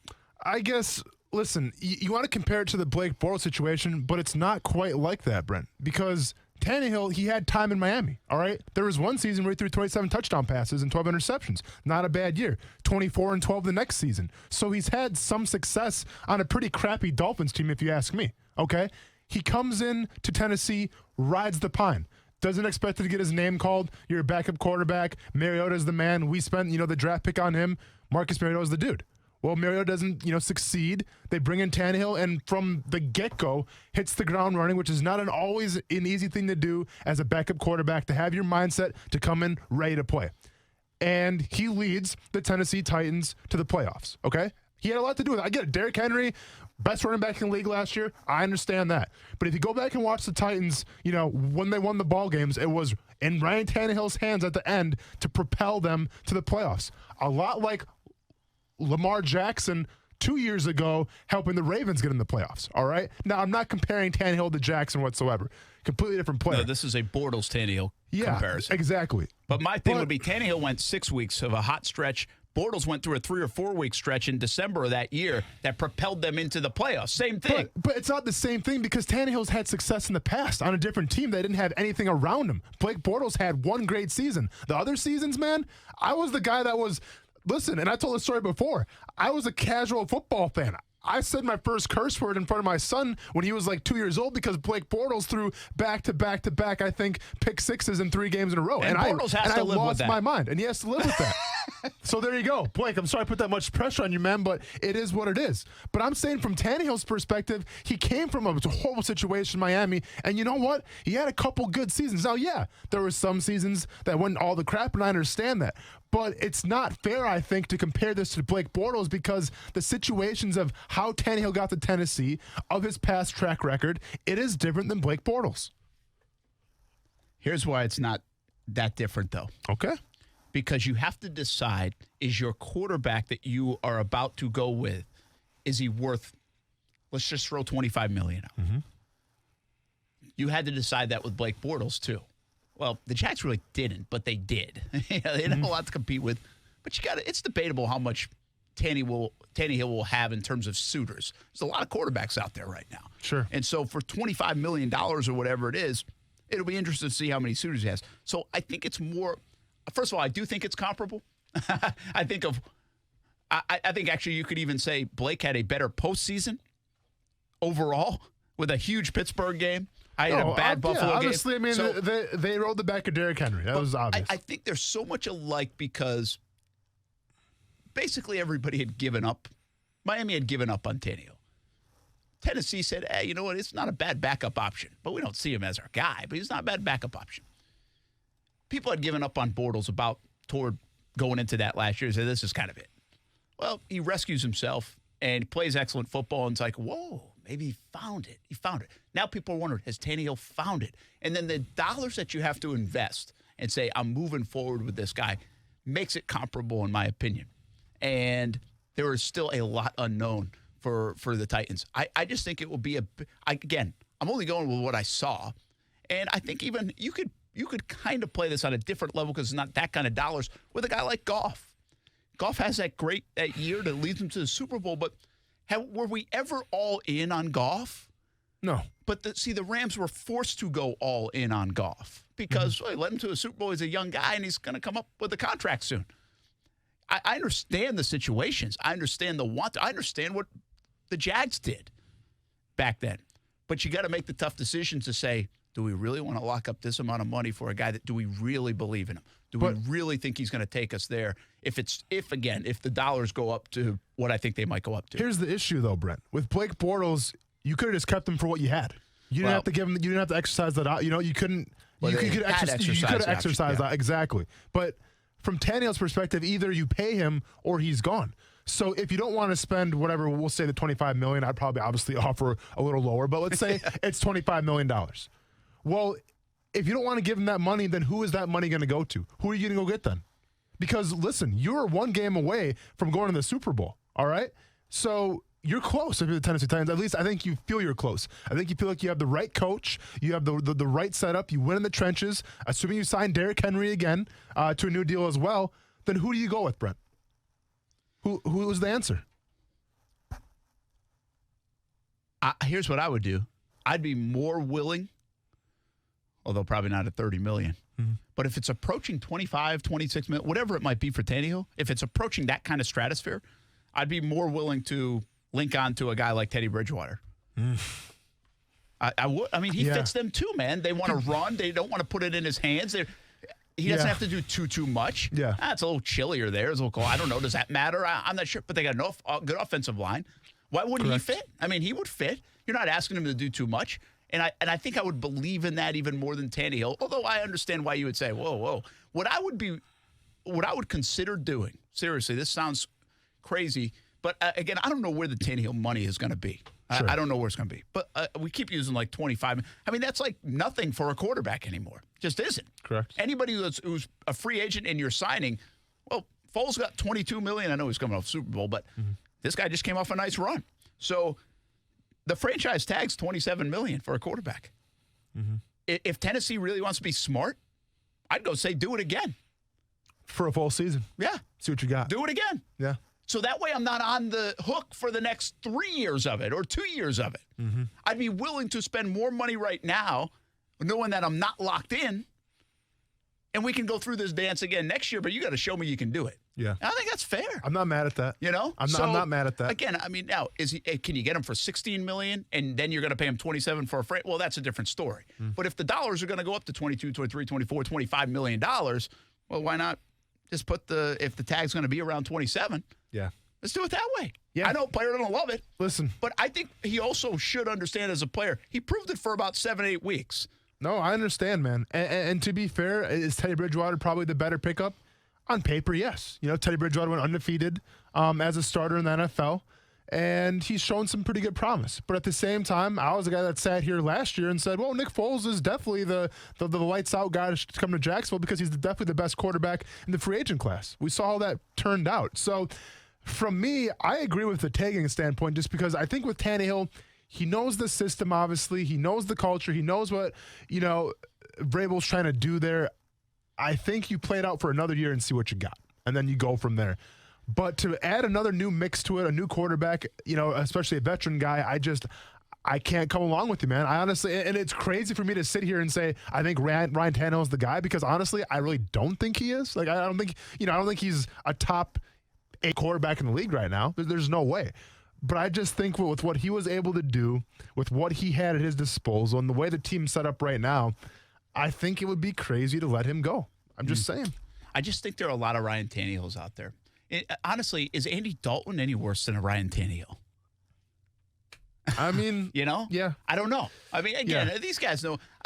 I just think if you're, again, the biggest part of this that we saw is there's an emotional attachment to thinking, oh, wow, that guy found it.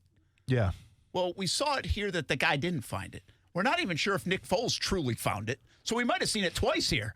So there's an emotional thing to that the Tennessee Titans, their fans, everybody in Nashville are feeling right now to Ryan Tannehill. Mm-hmm. And to be honest with you, I think they make a big mistake if they commit long-term to him. All right, so it's amazing how Jeff Saturday got us on Ryan Tannehill for 20 minutes. Talking about the Tennessee Titans for the past 15 minutes, man. I'm going to pass out. Where the heck are we? I'm going to black out, man.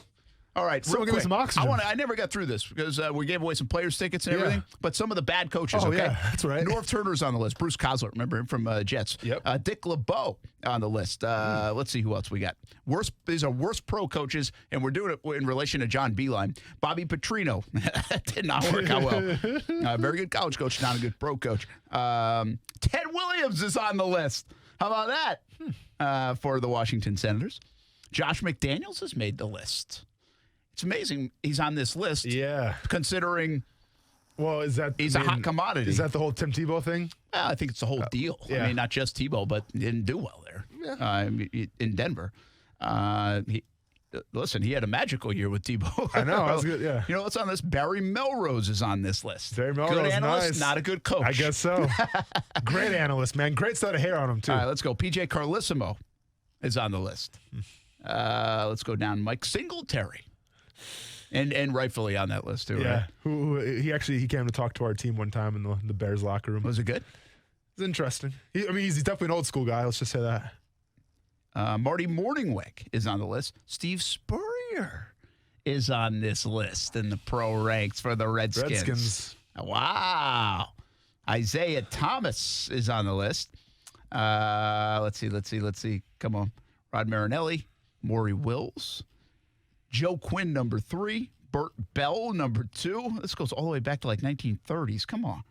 And Ned Harkness for the Red Wings. NHL coach, yeah. I was disappointing top 5. Because it was hockey, man. Well, no, but it's like, here, look at the top 5. Rod Marinelli, Maury Wills, Burt Bell, and Ned Harkness. By the way, people around here would say, how isn't, and I hate even saying this because I really do like the man, but people would say, how could Gus Bradley be on that list?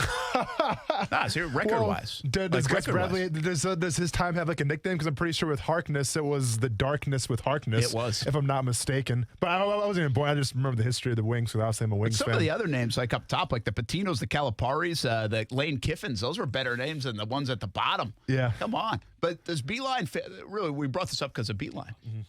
Is he fit on that? He won 14 games in the NFL or in the NBA. That's it. 14 games the sample total. size wasn't big enough, I think. Yeah. Yeah, 50. I think it ended up being like 56 games total or something like that. I just have a bigger problem with him, and maybe they pushed him out. It just feels like he's walking away from it so early. I don't like that. It was a 5-year deal, and to walk away from it so early leaves a bad taste in my mouth. Hey, you're the one that signed up for it. Yeah. Suck it up. For sure. And don't walk away. Now, if they're pushing you out, it's a different story. You left a great thing in college. He was all set up in Michigan and everything. Yeah, you said you could do this. Go do it. Yeah. Go fix it. But it makes you wonder if the players are fed up already. Well, it could be that. You know, I mean, and that's just as much a part of it. By the way, now Bickerstaff's 4th stint as an interim head coach. He's the king of the interim. It must be at this point. King of the interim. All right, that's going to do it here on a Wednesday. We'll be back at it tomorrow. Action Sports Jax on ESPN690. Cool event coming up tonight. I'm going to go run over to JU Dolphins are celebrating the 50th year anniversary of their Final Four appearance, and national runner-ups lost to UCLA. So that's a cool event happening downtown, and going to go check that out. We'll have it for you on the TV side, CBS 47 and Fox 30, and we'll get back after it tomorrow here in studio, 2 days in a row, away from the road. Coming up tomorrow. Have a good night, everybody. Thanks for listening. Action Sports Jax on ESPN 690. Golic and Wingo. Listen, when the normal teams like the Red Sox are dumping salary, I mean, seriously, the Red Sox dumping salary. Well, and you're doing it while the Yankees went out and got Garrett Cole this offseason, and you're doing it coming off of just having to fire your manager as a part of the sign-stealing scandal. And you're doing it and strengthening a team like the Dodgers, who we know is about as thirsty for a World Series as any team you're going to find. Golic and Wingo, weekday mornings at 6 Eastern on ESPN Radio and ESPN2. Luxury begins at the door of Atlantic Infinity with your concierge, no-pressure customer experience. Only one Atlantic Infinity. Experience the wave of luxury in person at 10980 Atlantic Boulevard or at atlanticinfinity.com. If you have a specific medical problem, you call a specialist. Broken leg? Call an orthopedist. Cataracts? Call an ophthalmologist. At Prime Men's Medical Center, our doctors specialize in ED and PE. Listen to Dr. Rubinski, a renowned expert in men's health. I'm Dr. Rubinski. If you're experiencing ED or PE, Prime Men's Medical Center has custom blended medications to help you last longer in the bedroom, regardless of age or past medical history, with no pain or surgery. In fact, you'll see results in the office guaranteed or your exam is free. Patients are now lasting for 30, 60, 90 minutes or longer. And best of all, treatments are affordable. Men, If Viagra, Cialis, or Levitra have let you down, call Prime Men's Medical Center for a private consultation with our highly skilled physicians. Call 904-206-8105. 904-206-8105. 904-206-8105. Do you have a great idea for a business, but unsure if there is a market? Most businesses require investing in machinery and equipment, but where do you find funding? If you're struggling with questions like this, attend a local SCORE workshop. This year, SCORE will hold 140 workshops around Jacksonville. Find one that meets your need by clicking on the Take a Workshop tab at jacksonville.score.org and register today.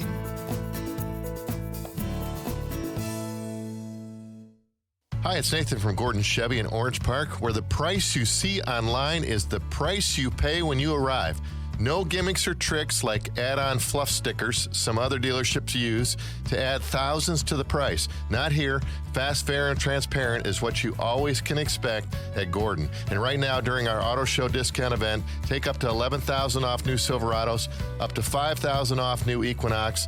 Find us at the money-saving end of Blanding Boulevard and online at GordonChevy.com. Chevy, find new roads. Hey, boss, have you heard? More dirt about the Ding Dong Doorbell Company. Uh-oh, what is it now? Get this. Some software engineer for the parent company has called for the immediate and permanent shutdown of the company because of privacy issues. Whoa, this is huge. Yeah, you just can't keep track of all the hacking stories. Oh, and they just fired employees for spying on customers. You realize this is bad news for us crooks, right? What do you mean, boss? Think about it. When these Ding Dong Doorbell customers finally get fed up, they could end up going to SafeTouch. Oh, no. Yeah. Once folks compare the cheap, unreliable, and vulnerable DIY system to a SafeTouch system, then we've lost them forever. Boss, we gotta hope this Ding Dong Doorbell Company stops messing up. Exactly. Because we gotta stick to the Crooks Are Us motto. Stay away from SafeTouch houses.